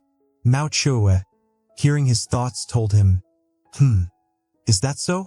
But you don't have this attitude in the previous novel." Secretly cursing Zhang Beixian as a show-of and wanting to avoid him, yet knowing he's interested in Xiao Churan, still flirting with Xiao, "You did." MC widened his eyes in shock. Hearing her comment, he asked, "Wait, what did you just say? What previous novel?" MC thought in his mind that he only knows that she is a character in the Nobel, but how did she come to know that? Could it be that she already knows she's a character in a Nobel? Mao Chue smiled slightly after hearing Ling Hu Hang's inner thoughts. She confirmed his thought, told him, "That's right, it's exactly what you're thinking right now. I just heard it all." MC panicking exclaimed, "Heard it all? What does that mean?" Mao Chue, poking him lightly, told him, "I mean to say all your secret complaints in your mind. I can hear them all." MC thinks about the past, thinks to himself, no, maybe Mao Chue is just talking nonsense. Mao Chue debunks his thoughts and tells him, "I'm not talking nonsense." Ling Hu Hang, seeing her smiling face, thinks as expected of someone who's a female lead. That smile is so beautiful. I'm just going to die seeing her beauty. Mao Chue, expressing his thoughts loudly, said, "You like seeing me smile? Is that all you like about me?" MC, hearing her say his thoughts out loud, clapped his mouth with his hands. He explained, "You heard it again." Looking at her, he said, "I get it. This must be the female lead's cheat. There she could hear my inner thoughts."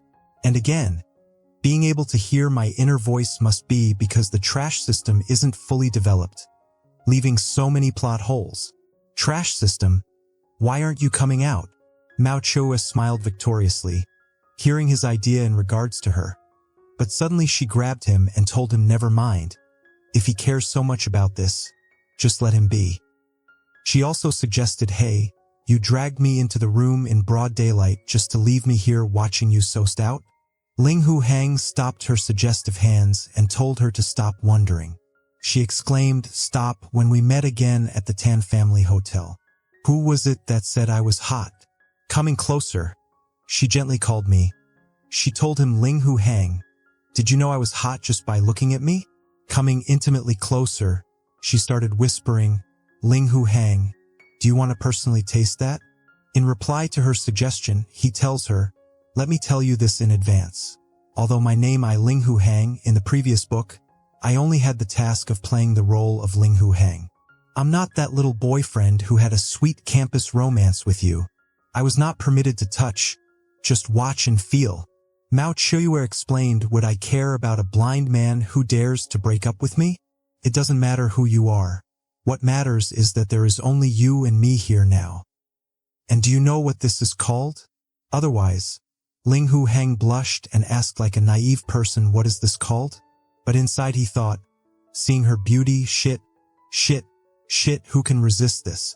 His inner voice suggests stop rubbing me anymore, or this book will become R-rated. This is called A Lonely Man and a Window, A Dry Wood and Raging Fire. Mao Chuyue gave his suggestion on second thought, subbed him into the bed, coming into the same bed with him. She told him it can also be called You Are the Mountain, and I Am the Clouds and Rain. But Ling Hu Hang nervously translated it to be like this. There's a saying that those who play with fire will get burned. He grabbed her delicate face. He told to her, if you do this, you'll be the one who suffers. But Mao Chuyue, undoing her clothes, comments, suffer? You should worry about yourself. At this moment, Ling Hu Hang starts thinking long and hard. He thought in the Nobel Mao Chuyue is at best a passerby. And the protagonist, Ning Yi, is a live-in son-in-law without any harem. So if I mess around with her, it should be harmless, right? Mao Chuyue, getting on top of Ling Hu Hang, seductively spoke. Now look at your head full of dirty trash. I thought you were so capable, but you turned out to be so innocent. I just touched your abs, and already you were like this. Ling Hu Hang got fired up hearing her comment. Flipping the script, he got on top of her. He explained, you asked for this, so here we go. After that scene, we come to see the cloth of both of them are laid under the bed. Mao Chuyue at this moment blushingly asked Ling Hu Hang, what are you going to do? Make your dirty thoughts a reality. Mac Bear's body told her, now I will show you what it means to do whatever you want. And what does it mean by the unity of knowledge and action? Mao Chuyue gave an expectant look, suggesting, then let me see it. How true to your word you can be. On the next day, we see Ling Hu Hang and Mao Chuyue lying beside each other, although Mao Chuyue looks pretty satisfied. On the other hand, Ling Hu Hang looks sucked up and dry after the instant activity. At this point, looking at her, MC commented, Mao Chuyue, you are really not a human being. Mao Chuyue, smiling and satisfied, gets up from the bed and starts dressing herself. She mentions that if it's any later, everyone will be waiting for us. MC looks like he has been tortured all night by a group of love-bite insects. Thinks to himself, I have to meet the male protagonist, but my legs are so weak. My back hurts so much from being scratched. I really don't want to get out of the bed now. Mao Chuyue, hearing about his inner problem, exclaimed in a threatening way, if you don't get up, we'll do it again tonight. Hearing her threat, he immediately gets up from the bed, saying, I'll get up right now, you get to your work. Next, we go to the Yitian restaurant, where the receptionist received them warmly by saying, the Su family booked the Yuhuchin room. The hosts just arrived, you two came at the perfect time. So follow me to there.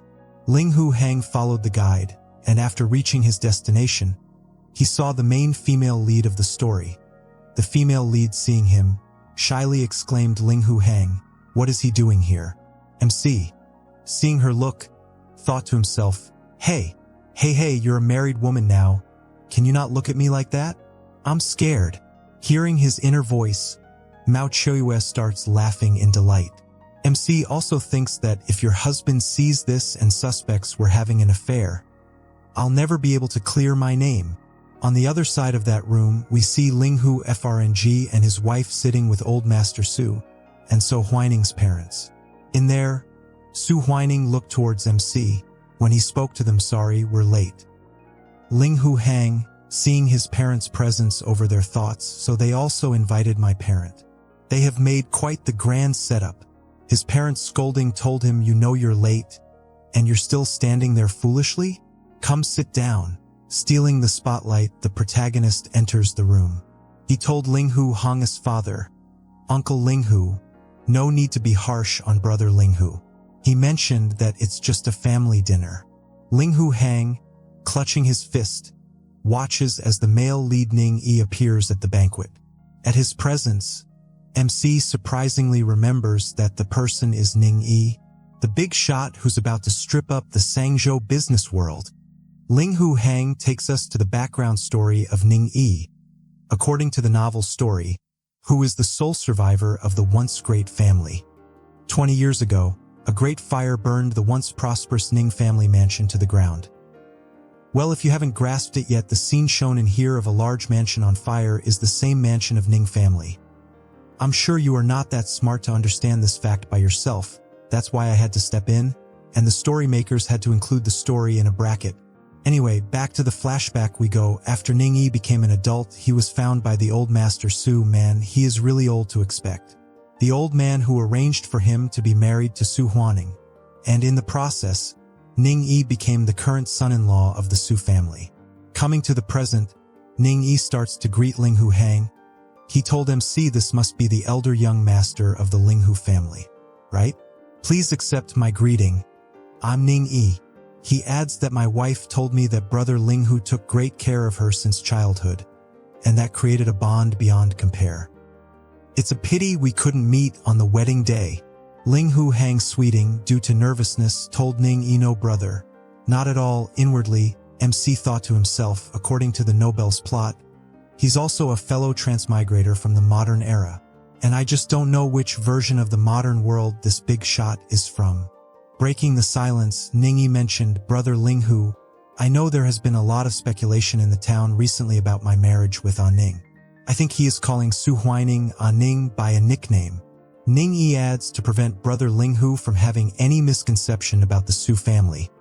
I've specially prepared this meal to invite you over and clear up any misunderstandings, touching his chin with his hands. At this point, MC started thinking long and hard that I knew this banquet wasn't going to be simple. He's clearly here to test me on my stand on their marriage. Ling Hu Hang thought again. Ning Yi clearly wanted to see if I still have feelings for Su Huining, and whether the Ling Hu family has any grudges against the Su family. At this time, anyone who doesn't climb to the boss's legs and beg for mercy is a fool. MC, hearing his comment, exclaimed in shock. Ha, ha, ha. What misconceptions could there be? How could there possibly be any misconceptions? Ling Hu Hang, with a strong resolve, told Ning Yi's brother, I think you and Su Huaning are a perfect match. A talented man and a beautiful woman together is the best thing that can happen. I sincerely think you two look great together. And that is absolutely my thought. Ling Hu Hang adds, I didn't attend the wedding banquet that day because I had an upset stomach. Calling the groom, he said, brother Ning, please don't overthink it. MC oiling the male lead commented, who made the rule that childhood sweethearts have to get married? Making Ning Yi more shocked, MC told him Miss Su and I are, at most, just 24K pure friendship. MC recalls some modern world fears mentioned. The dying man suddenly sits up in shock. And the clown was me all along? And with that bot of them create a brotherly bond between themselves. Su Huaning watched their sudden shift in behavior. She asked Mao Chui's cousin, do you understand what they're talking about over there? Mao Chui, being mysterious, replied, sis, some things cannot be said, cannot be told. At the point, Ning Yi, holding Ling Hu Hang's hand, starts pulling him to the other room. Ning Yi exclaimed, excuse us, everyone, please enjoy yourselves. Brother Ling Hu Hang and I have some private matters to discuss. We will step outside to resolve them swiftly. Ling Hu Hang, at the moment, looked helpless in front of Ning Yi's desire to talk. Everyone also looked shocked, seeing their sudden closeness. Going outside to the courtyard of the Zuixin restaurant, we see Ling Hu Hang and Ning Yi making a dark and gloomy face while they sit there in silence. Breaking the silence, Ning Yi asked Ling Hu Hang, I didn't figure it out until I became a ghost. He added, how could I, a top student who just graduated from Harvard Business School, be so unlucky that I was robbed and stabbed to death in a deserted alley, and it occurred when I just went out for a midnight snack. Man, I didn't know a person graduating from Harvard School, I repeat, from Harvard School, can be called a genius top graduate. Please let me know in the comments if you guys think the same, or if this is just a cheesy joke from the other side. Ling Hu Hang picks up a blade of grass from the ground and, in anxiety, puts it in his mouth. While doing that, he conveys his sympathy for Ning Yi, leaving a deep sigh. He told Ning Yi, "Bro, I feel your pain. You are just like me." I was excited, looking forward to holding hands with my online girlfriend, and we agreed to meet in person at KFC. Guess what? After talking to her for 8 months, and before that could happen, I was killed by the billboard. Ning Yi again joined in the conversation, told MC, "By the way, after I transferred here, I found out that my character setting is orphaned, and his family is wiped out. Now I'm Su family's live-in son-in-law. What about you?" Ling Hu Hang, looking down, Cass commented, "Don't mention it. You transmigrated in time, but I transmigrated into a Nobel. And it's a villain transmigration system. Eternal villain, and also as the heaven chose cannon fodder." Ning Yi, looking at Ling Hu Hang's detected face, comments, "Damn, bro, that's pretty cool." Making his point, Ning Yi told him if it's a novel transmigration, even if being a villain means you know the entire plot of the novel, that's basically like having a walkthrough guide. Ling Hu Hang, sweating, mentioned, "Bro, the entire plot is you wiping out the entire Ling Hu family, and then it's my turn to get killed." After that comment from Ling Hu Hang, the whole place goes silent, with both of them making a dark face. Breaking the sudden silence, MC asked Ning Yi, "Bro, why aren't you saying anything? Don't tell me you really want to kill me?" Ning Yi nervously replied, "How could I? Rather, I'm counting on you, the villain big shot who knows the plot, to give me a golden finger." Ling Hu Hang, looking down, mentioned, "Bro, if you think clearly, based on how the plot is unfolding now, if I don't cause trouble, I can't really be considered a villain, right?" So all of a sudden, he exclaimed, "Won't the whole villain transmigration theme fall apart?" Solving a puzzle, he thought, "Damn, is that why my system suddenly malfunctioned?"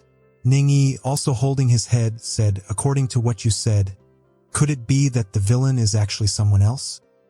They both started thinking in a long and hard way to figure out who the real villain is here. Now, if we come to Zuatian restaurant private room, you can see Su Huaning puffing her face in loneliness and jealousy. She thought and questioned herself, what are those two talking about? It's taking so long. Standing from her place, she told everyone, "I'll go and check their situation." Arriving outside, she saw Ling Hu hanging and Ning Yi sitting beside each other. Being the smart one in the room, she made her own conclusion and thought to herself, as expected, there was a dispute. So coming from behind, she grabbed Ning Yi's shoulder and pulling him closer, she asked Ling Hu Hang, "Ha man, what exactly do you want?" She further added her thoughts by explaining, "I admit that our elders did discuss marriage back then, but it was just talk. Now that Ning Yi and I are married, why do you keep pestering me?" Ning Yi, watching this drama from her, exclaimed towards her, "Ning, you misunderstood the situation. Brother Ling Hu and I were just having a great chat, and after the chat, I kept feeling like we had met too late. And talking to him, I have come to know that he has absolutely no romantic feelings for you." Ling Hu Hang flusteredly spoke, "That's right. It's all a misunderstanding between us." Su Huaning looked at Ning Yi. She angrily retorted, "This is the first time you two have met, right? And again, you have talked for 10 minutes, and it looks like you already know each other so well. You don't have to fear anyone. Just tell me, did he threaten you?" Ning Yi, denying her accusation, said, No, not at all. Jinghu Han portrays him as innocent, bringing his hands up in a promising gesture. He spoke, "If Miss Su doesn't believe me, I can swear an oath right now. I, Ling Hu Hang of Sanzhou, have viewed Miss Su as a sister since childhood. With all my dignity, I say I have absolutely no improper thoughts towards you. And if I'm lying, may I live alone for the rest of my life and die a bad death." After swearing all of this to her, he thought to himself, regardless of whether the original Ling Hu Hang had any feelings for Su Huaning, but at least Sangzhou Ling Hu Hang's oath has nothing to do with me, the Ling Hu Hang who transmigrated in the novel. Coming to the outside world, we saw Su Huaning nonchalantly replying to him, "Really? do you have such a pure thought towards me? Ling Hu Hang assured her. He explained, really, you said it yourself earlier, the engagement matter was just mentioned casually by our elders. When did we ever take it seriously? MC added, you found a good husband. I couldn't be happier for you.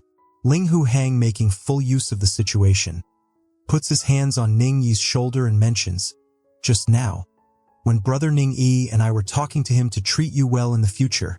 Ning Yi, looking flustered, replied in the affirmative. Su Huaning saw their overdramatic pose, and although she is from medieval times, even she started making a creepy face. Swiftly handling the situation, Ning Yi pushed Su Huaning from the back. He also explained to her, now that things are cleared up, let's hurry back and eat. And while leaving with Su Huaning, Ning Yi gestured MC to keep silent. As they started leaving, Ling Hu Hang let out a long breath of relief. He thought to himself, this wave is aidable and I've achieved alliance with the big shot. Finally, I don't have to worry about getting killed. As all of this was happening outside, MC's parents suggested everyone, ha ha ha, brothers, let's drink and eat to enjoy ourselves. At that moment, the lead characters of the story all appear at once. Seeing them together, the old master Su stood up from his place and started calling little Hang. Your grandpa Su is here and has something to say to you. As everyone stood in anticipation of the old master's speech, he instead asked if they hadn't started fighting outside earlier. Did they? He adds that the children of the Su family aren't capable. I had no choice but to place the burden of the Su family on Huaning. Looking at Ling Hu Hang's father, he spoke back then. I truly wanted to marry her to Ah Hang. But how could the elder son of the Ling Hu family's main branch become a live-in son-in-law in my Su family? That's why I did what I did. Coming back to Ling Hu Hang's father, he told old Master Su that Su Huaning is smart and capable. The Su family has a promising future in her hands. As long as the old master doesn't mind, our two families will inevitably need to support each other in the future.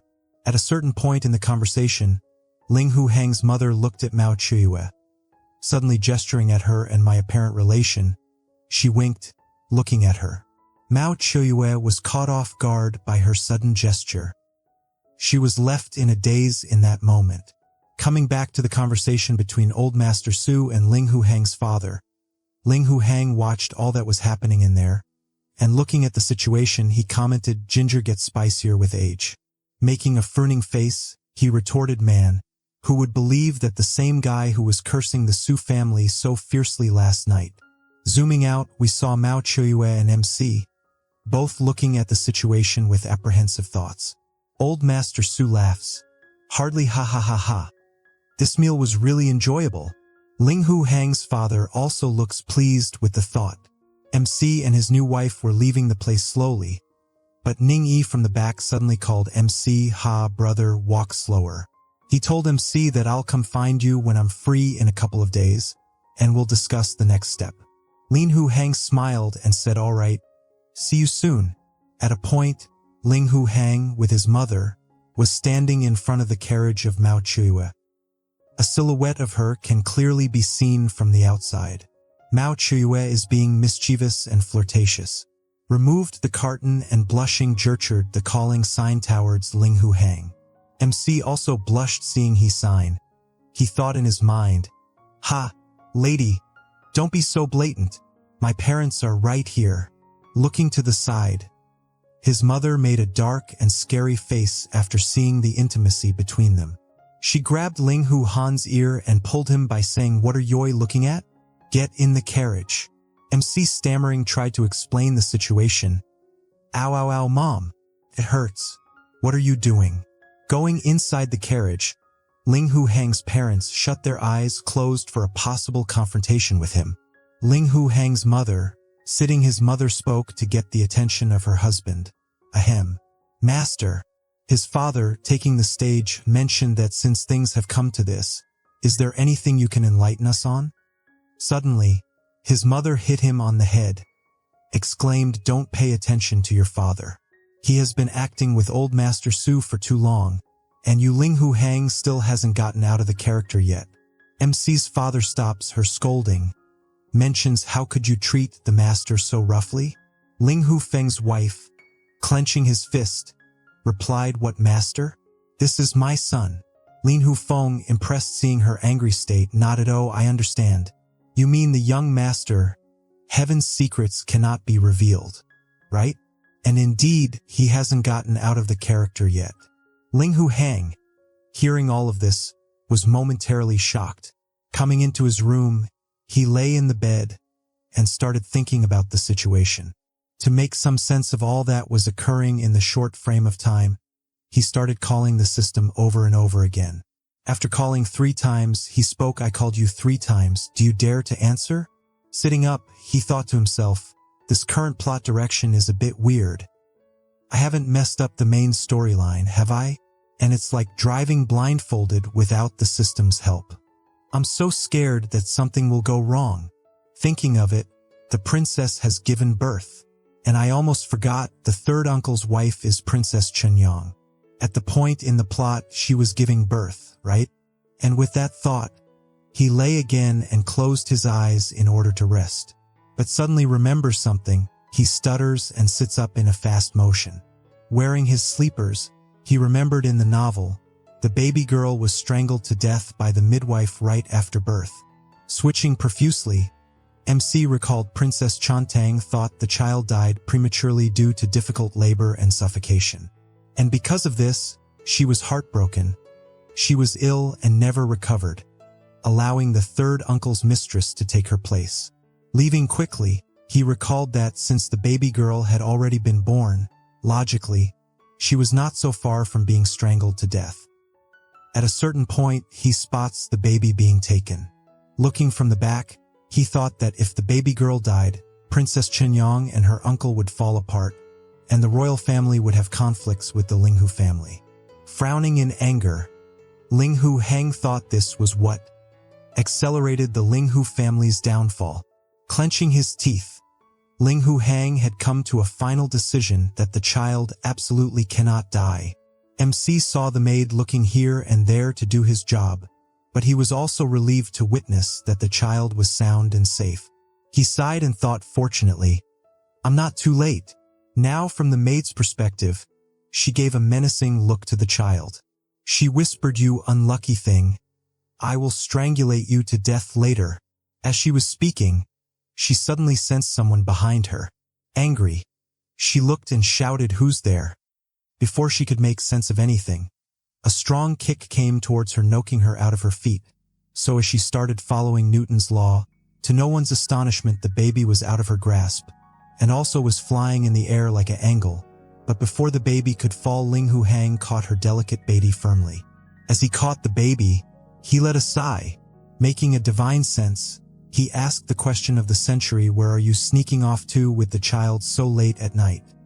In the third uncle's courtyard, the maid nervously thought that this master is usually cynical and undisciplined. Then how would he know anything about the newborn children? The maid, explaining herself, spoke, it's not the young master's fault. He actually mistook this old servant for a bad person. The eldest master doesn't understand. It would be bad if he harmed the child by holding it improperly. It's better to give the child to this old servant. Ling Hu Hang, clearing his suspicion towards her, said, did I misunderstand you?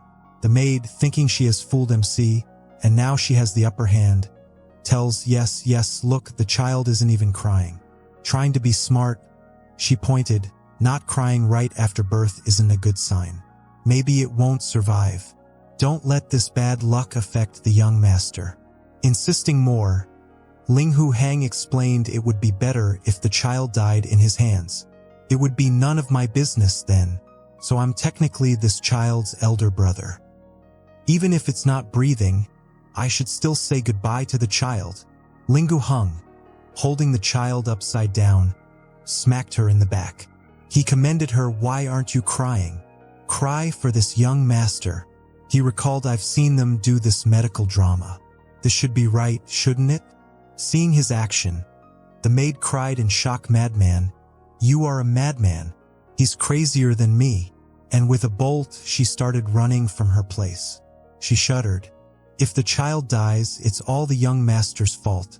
It has nothing to do with me. The child, after all that drama, fell asleep in his hands. MC, seeing the sleeping beauty, recalled all that drama series I watched with my mom. Finally came in handy for once.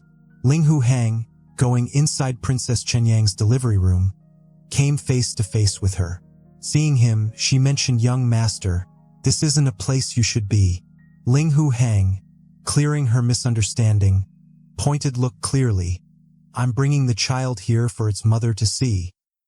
The girl beside the princess comments, "Has the young master gone mad?" The girl mentioned the princess is sad enough because he child didn't make it. Is he afraid that the princess is not sad enough? Ling Hu Hang closed his eyes, hearing her comment, standing and moving towards the princess. He explained, "Get out of my way. Don't block the path." We saw the princess was wiping for her lost child. The third uncle present there spoke, "Nephew, what are you doing?" Giving the child to the crying princess. She took the child from his hands enthusiastically. The third uncle, comforting her, told he not to worry. "If the child is gone, we can have another one later. Don't be too sad. We are so young. After you rest for a year or so, you can get pregnant again." Ling Hu Hang, cutting off the conversation, said, "Who said the child is gone?" The third uncle shouted at MC, hearing his bracing comment, Hang, what are you doing? Can't you see Chenyang is already devastated? Provoking her like this is simply foolish." The princess, removing her tear with a towel, commented, "Little Hang, what exactly do you mean?" MC thought in his mind, how could you believe whatever anyone says? A midwife of unknown origin tells you your own flesh and blood is dead. And you actually believed it. Letting a deep sigh, he thought again how utterly stupid they say motherhood makes one strong. But in her case, it seems motherhood took her IQ that she had. The princess, hearing the comments from Li Gu Hang's mind, said, "Little Hang, what are you saying?" MC, removing the cloth from the baby's face, told her, "Here, see for yourself." When she saw the child, she was surprised and filled with joy. She called her husband, "Ha, look. The child is fine, alive, and well." "Is really alive, husband? Look, the child, it's not dead." The third uncle's pupils widened in shock after really seeing the child well and alive. He exclaimed in shock, "How is this possible?" The midwife clearly said the child had stopped breathing just now. "You must be hallucinating because you were sad." Princess, annoyed, mentioned the midwife you found said the child was dead? But the child is alive and well. He is not dead at all. It's a he. I thought it was she anyway. My mistake, the mother knows better than me, obviously. The princess, crying, accused the midwife of being suspicious. Ling Hu Hang, looking at the couple, thought about the time they finally realized. There's still hope, but breaking all of his expectations, Ling Hu uncle tried to snatch the child from his mother. But the mother, showing the strength of her motherhood, denied his advance. The princess spoke. "I was weak earlier, but you, the father, were also fooled by others. So the child doesn't need you to hold him anymore. Get out." The third uncle at this point looked at Ling Hu Hang with a glare, but MC acted that he had no hard feelings for his thoughts. The shameless person acting to be a saint nodded in agreement. All right, don't be angry. I'll do as you say. I'll just leave now, you've just given birth and are weak. Don't get agitated. I'll come see you tomorrow morning." Spiting at the situation, he sighed in frustration. Damn unlucky. How did that midwife handle things? Scene shift to Ling Hu Gang's study room, where he is writing a letter to someone, and the letter states Ling Hu Hang interfered and the plan failed. Chanyang is now worried about me. After writing, he attached the letter to the pigeon's leg. When he let go of the pigeon, it flew to its master, who was a hooded, dark persona guy. The hooded person, after seeing the letter, came to the decision that it seems they have to think of another way to achieve the mission. Meanwhile, the protagonist approaches the mother and says, "I'm heading out." As he leaves, he looks back once more. Yeah, that baby's definitely well-fed. What a naughty kid. This guy's clearly one of our own. Out on the street, he scans his surroundings, wondering who might be nearby. Soon enough, he spots Languian, deeply absorbed in his studies. Not long after that, Xiaovang arrives. As bold as ever, she is the concubine of the second uncle of our boy. She tells Tien that she prepared some mushroom soup for him and insists he taste it. Tien replies, "Fine. Just leave it there. I'll try it after I finish studying." But Tahong insists on clearing the table and taking everything for herself. A servant girl enters, tugging away his brush as Tien voices his complaints. The protagonist silently observes the scene and comes to a realization. For some reason, this woman seems determined to raise the boy to be utterly useless, as if she truly wants him to achieve nothing in life. Qin looks around, thinking, "Damn it, who's saying that?" and slowly begins to suspect Tao Hong's true intentions. At the same time, Tahong wonders if he's finally been moved by her kindness. She steps closer, telling him his eyes look far too red and that he needs more rest. He should really stop reading so much, since it's bad for his health. But all that sugary concern only makes him shiver, and he desperately wants to flee back to his room and sleep as far away from this strange woman as possible. The protagonist overhears the aunt remark, "Tien's been so hardworking lately. I wonder what's gotten into him." Our boy, ever curious, chimes in, "Yeah, I want to know too. Why have you been working so hard?" "Huh? Tell us." Qin replies that he dreamed of immortals who told him that, in this life, he would be his father's only son. However, because he followed Tahong's advice and spent his days drinking, having fun, and fooling around, he ended up completely ruined and was eventually killed. His family went bankrupt and everyone died. The aunt, stunned, covers her face and says, "No, child. I was only worried about your health. Never anything like that." Suddenly, she turns, calls Chumlin over, and orders her to pack everything. They're leaving.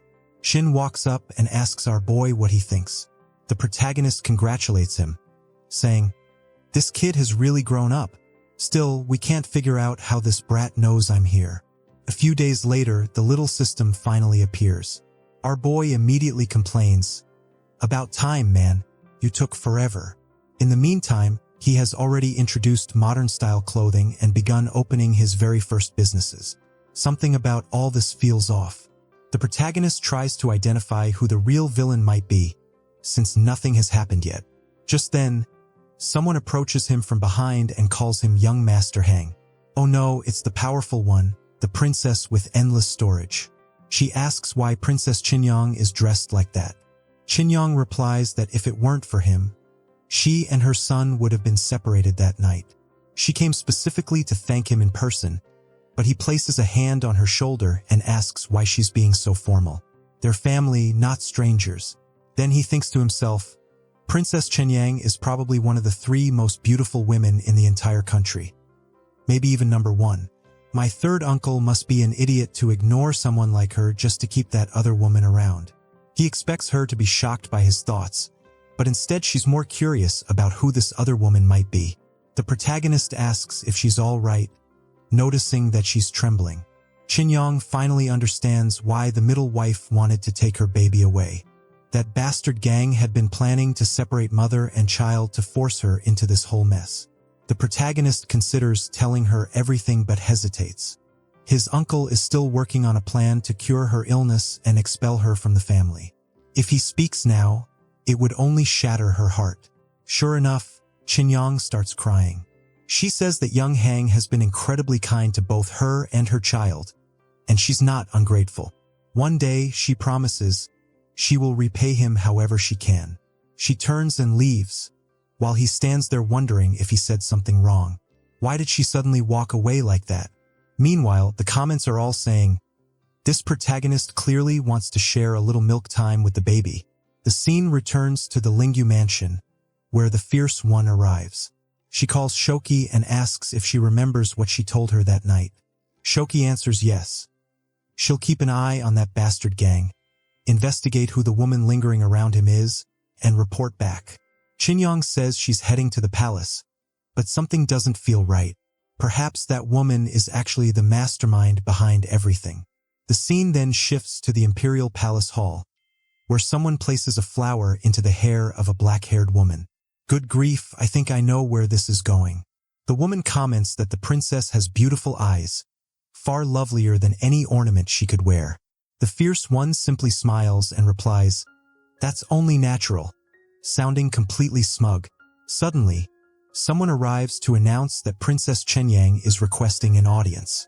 Meanwhile, over at the Su family clothing shop, our boy is eager to see how Ming-ai has been managing things. When he arrives, he finds an entire row of copy-and-paste workers waiting for him, and he immediately realizes just how enormous this man's influence on the world will become. The girls offer him a new cloak, but he politely refuses, saying not today. Still, they persist.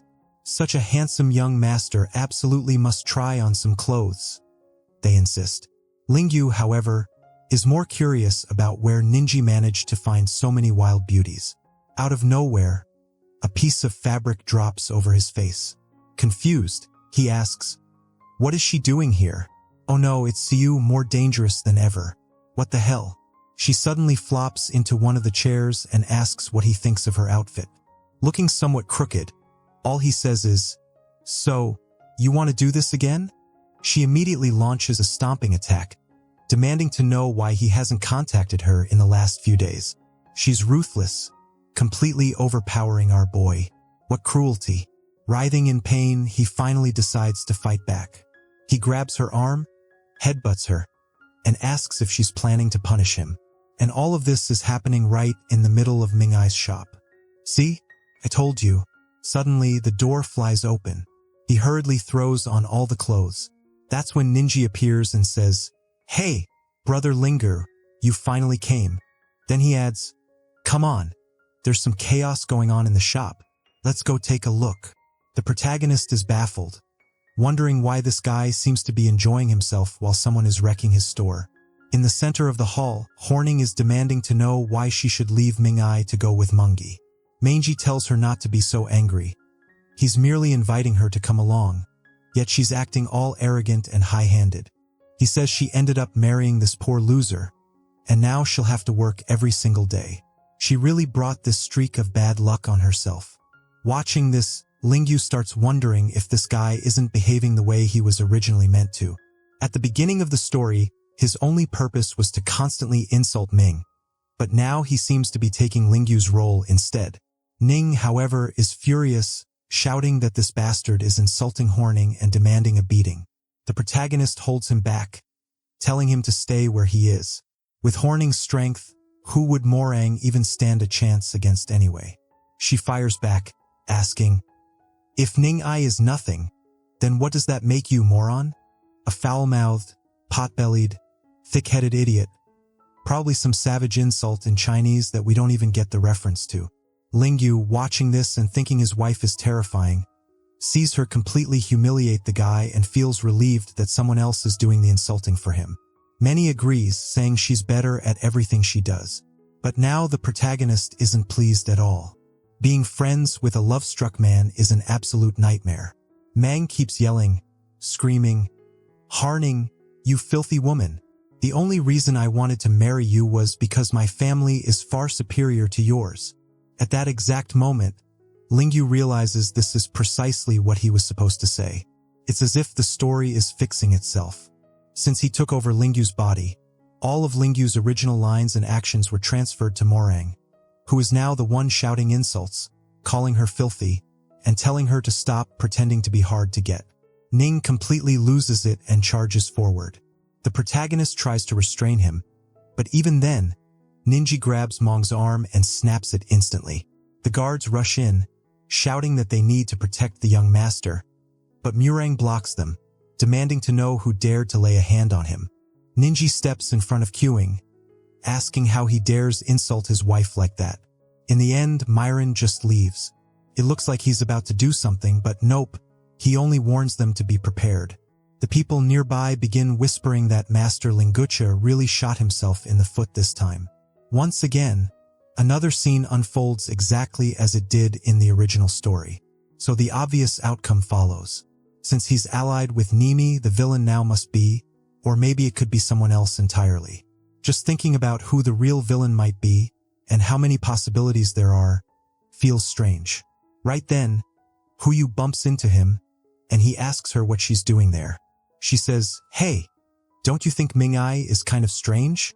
This shop he opened is filled with modern clothing, and his fighting techniques look way too futuristic." Feeling a bit awkward, the protagonist asks, "Didn't you notice anything else unusual?" She replies, "Maybe, but what I really noticed is that this guy truly protects his wife, unlike a certain someone." Lingyu apologizes and says, "That's just how I am. Unfortunately, I don't know how to be gentle, only wild." She snaps at him to stop with the dirty jokes and walks away, saying she's too tired to argue with him. But the protagonist starts thinking. Even though Ning'ai is also a transmigrator from modern times, he's still a character created within the novel by the author. He himself, on the other hand, came from completely outside the story. He didn't exist here before at all. But Kuyo is different. Why did she transmigrate into this world? She must have some kind of purpose. At noon, our guy glances at the door, sees no one around, grabs Kuyo, and drags her into the room. She complains that they look like criminals sneaking around, while he tells her to keep quiet. Meanwhile, his mother is saying her son is incredibly capable. He's managed to get involved with the Mao family without even relying on help from the Su family. Then his father drops a massive plot twist. Apparently, the Mao family, Kuyu's family, is a military household connected to a general who supports the second prince. Right now, though, the one holding power over the throne is the first prince, and if he finds out about this, it could lead to serious trouble.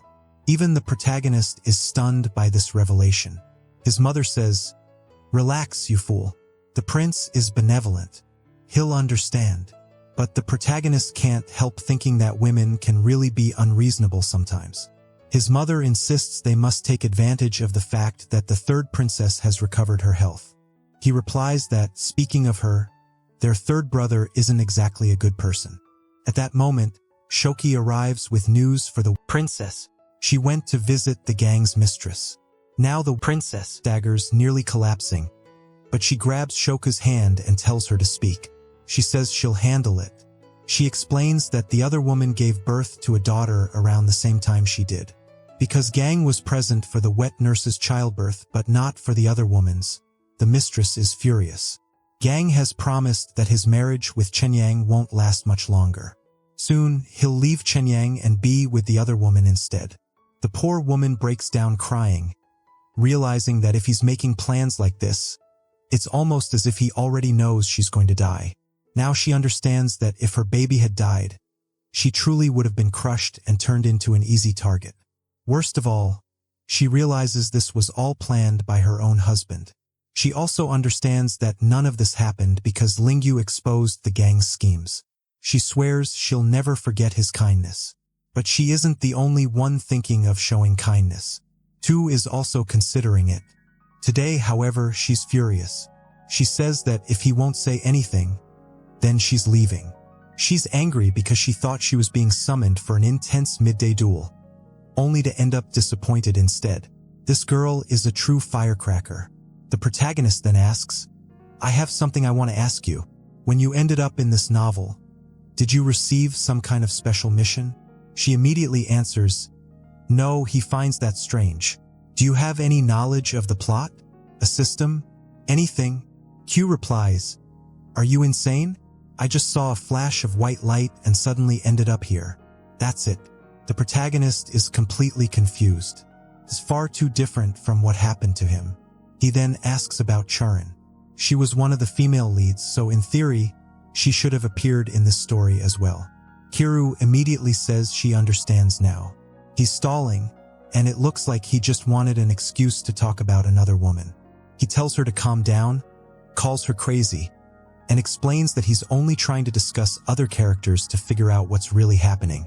Kuyu says she's never met anyone in this world named Shuran, then suddenly stops.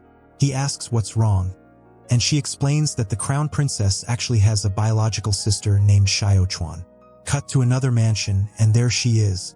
The fierce woman asks if the boy's name is Lingyu Heng. The maid answers yes, and she smiles, saying she never expected this, but she really will be able to meet him again. Scene shifts to the day of the celebration. Everyone is present, congratulating the wet princess on giving birth to such a healthy baby boy. The protagonist's mother walks over. "Congratulations, princess. May many honored guests come to visit you." Then she steps closer and asks the obvious question, "Where is this child's father?" Xiang replies coldly that she doesn't care about him at all. He can die or do whatever he wants for all she cares. A short while later, as everyone mentions that the sun will be setting soon, the gang suddenly appears, acting completely casual. "Hey everyone, I'm here. Let me sit beside my beloved wife and this daughter I clearly want in my life." Xiang asks sharply, "Why are you late? And why weren't you prepared to be here on time?" Awkwardly, he claims he was prepared, even saying he brought an incredible gift for his daughter. She glares at him and asks if he truly believes a piece of silver is more valuable than being present at his daughter's side.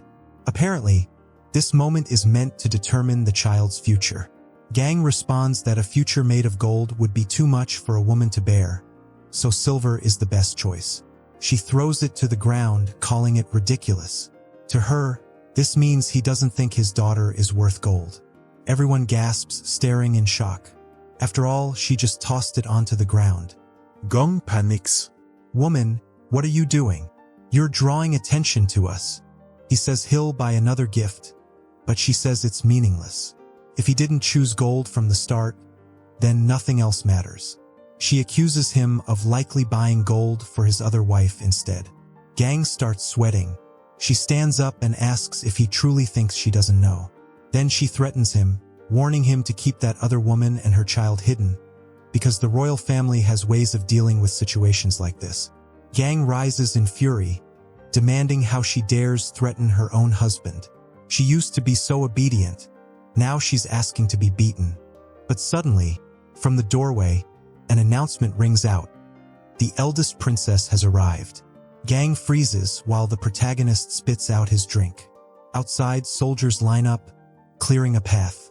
The fierce woman walks in, and the protagonist immediately realizes it. This is the troublemaker who shares the same name. When he opens his eyes, there she is, no more suspense.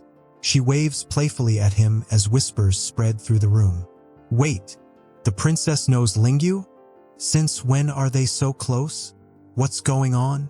The protagonist is furious, pacing back and forth. Chuan is here. Kuyu is here. And any moment now, that bastard Biquan might show up too.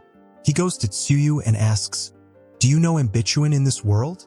She answers, "No." Then Chuan presents a jade ring as a gift for the baby. Xiang says, "It's far too precious. There's no need." Chuan replies that it's meant to wish the child a bright future. Everyone begins murmuring in amazement. Wow, the child is being blessed by the great princess. Her future will surely be brilliant. Gang slams the door and storms out, shouting that his damned wife is making him look like a fool in front of everyone. He releases a messenger bird while swearing, "My beautiful daughter, when you grow up, everything they stole from you, I'll give it all back." The bird was meant to warn the other woman, but it's shot down mid-flight. Damn it. Shui intercepts the message and rushes straight to Xiang, telling her that Gang was trying to contact the second prince. Meanwhile, Shiran is glowing, surrounded by admirers. Everyone praises her, saying, "Princess, you rarely appear in public, but you're incredible." The protagonist stands nearby, stunned. "This is unbelievable. Chiran is really here, actually the princess of this world. Now it all makes sense. That's why his system hasn't shown up. It must realize it caused total chaos and that this story is now a complete mess. Even though the Lingyu family won't be destroyed by the Su family anymore, their fate is still sealed. They'll be ruined anyway by their own stupidity. That's because they'll side with the crown prince, who will eventually be wiped out by the second prince, dragging the entire family down with him. The eldest princess supports the crown prince, and now the protagonist doesn't even want to get near her. Eldest princess equals crown prince. Crown prince equals famine, ruin, and the collapse of his family. And then suddenly the speech bubbles change. Everyone hears his thoughts. The entire room is shocked. The protagonist sits there thinking, what do? I don't want to die. How am I supposed to stop this? Maybe if lightning struck the second prince, that would solve everything. No, that's ridiculous. What about starting a rebellion? If the second prince dies first, then no one would dare harm the Lingyu family. Wait, everyone can hear this. Yuna's parents are staring at him. Lingyu boy, what the hell are you thinking? He covers his face and mutters that if the second prince dies, everything is resolved. Much better than rebellion. His parents exchange looks. Their son has gone insane.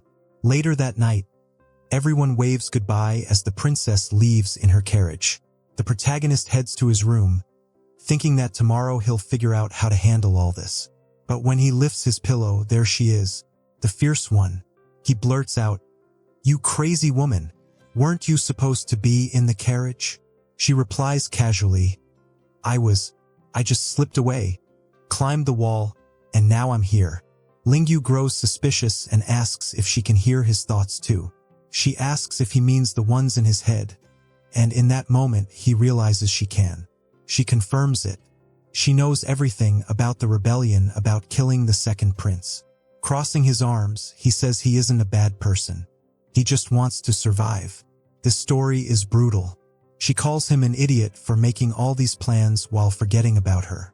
Right now, she's the eldest princess. If the crown prince is destroyed by the second prince, she'll obviously be dragged down as well. So why not work together?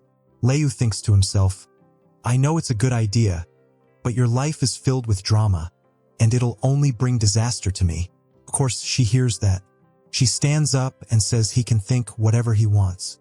She made the offer casually, but he shouldn't forget who she is. If she speaks to the emperor, she could force a marriage at any time. That truth crushes him. He tosses the bottle aside and tells her to think carefully. They need to step back and look at this logically. First, their relationship only exists as characters in a story. They don't even truly know each other. So why is she talking about marriage? Besides, they don't need to marry. They could just be friends. Suddenly, something lands in his hand. Shiran is crying. He panics. Why are you crying? Stop crying. I was joking. Then he sighs. Actually, yeah, we really could help each other, couldn't we? That would be amazing. And it's not that I don't want to marry you because of you. It's just that your rank is higher than my uncle's. Marrying someone above them would feel strange. The family hierarchy would become chaotic. They keep coming up with excuse after excuse, but Churn simply says it's fine. He can do whatever he wants. She's leaving and will inform her father that he plans to revolt and kill the second prince. Tomorrow, the entire Lingyu family, including him, is set to be executed. She may not have solid evidence, but her father trusts and loves her, so she's confident that his family won't be spared. Her tears come from heartbreak, knowing that everyone here is about to die. The protagonist stands there, completely lost. Then suddenly he grabs her and says he's changed his mind. Marriage sounds wonderful. He's a young man full of energy, so why not get married immediately? And she, equally energetic, grabs him by the waist, insisting he needs more motivation. Inside, the protagonist thinks, Chan, you can hear me, right? I don't even know what to say out loud, so I'll just think what's in my heart and let you hear it. I already belong to Ku. In this world, she's the granddaughter of General Mao Shan. I remember long before I met you, I already had a relationship with her, and yes, we've already done that, so maybe we should keep a bit of distance. Shiran slaps him across the face. The poor boy is almost in tears. She yells, You bastard! Do you think this is some kind of reward? No, this is a punishment. You don't get a choice. What the hell? The protagonist stammers, bewildered, asking what she means by punishment. Churn explains, Don't forget the Mao family is connected to the second prince. That makes you a traitor as well. That's why you must be punished. Damn, this girl is ruthless. Look at this, people. This has gone full Dragon Ball mode. Fights, high stakes, and sheer chaos. This poor guy doesn't stand a chance. She pulls him into a spider-like hold. He's trapped, no escape. Then she adds that he's neither fast nor strong enough to handle her, humiliating him in the middle of the fight. Are you just going to take that, protagonist? This is insane. It's reminiscent of the Frisia fight, which took countless chapters and action scenes, and now we're already on to the next day. Being an honest man, the protagonist even picks up her armor afterward and returns it to her. She thanks him, saying that if she'd known he'd be this obedient after a fight, she would have fought him sooner. She leaves the room, remarking that there's no need for an escort. He's already served his purpose. The poor boy, battered and bruised, thanks her for the company. She starts walking away but pauses to tell him to prepare. What they didn't win before must be won now, and she'll be waiting patiently for him to marry her. The worst part. Last night, when she jumped over the wall, the entire family happened to be on the bridge for some random reason and witnessed everything. His father already suspects something significant is coming. Meanwhile, his mother is panicking. Why did the princess come out of my son's room? The father wonders aloud. Could it be those mysterious words everyone overheard that caused this? The aunt agrees, and now everyone is looking at each other, asking, "Did you hear it too?" The mother relaxes slightly, saying, "Thank goodness. I thought I was going crazy," hearing his voice without him even speaking. The father then mentions noticing something strange. When their third brother gang is nearby, he doesn't react to Lingyu's thoughts. It's as if he can't hear them at all. Pausing to think, the father reflects, young Lingyu is truly a good kid. Every thought he has is for the benefit of the Lingyu family. They only need to recall what happened during the Minji incident. Instead of getting upset and accusing Minji of taking his childhood fiancé, he accepted it and even supported him. This way, the Lingyu family avoided a massive disaster. On the other hand, the third brother is still ambitious, scheming to bring the family down. Perhaps those who don't want what's best for the Lingyu family are precisely the ones who cannot hear his thoughts. Damn, everyone in this world is getting sharper, smarter by the minute. So let's see what's up next.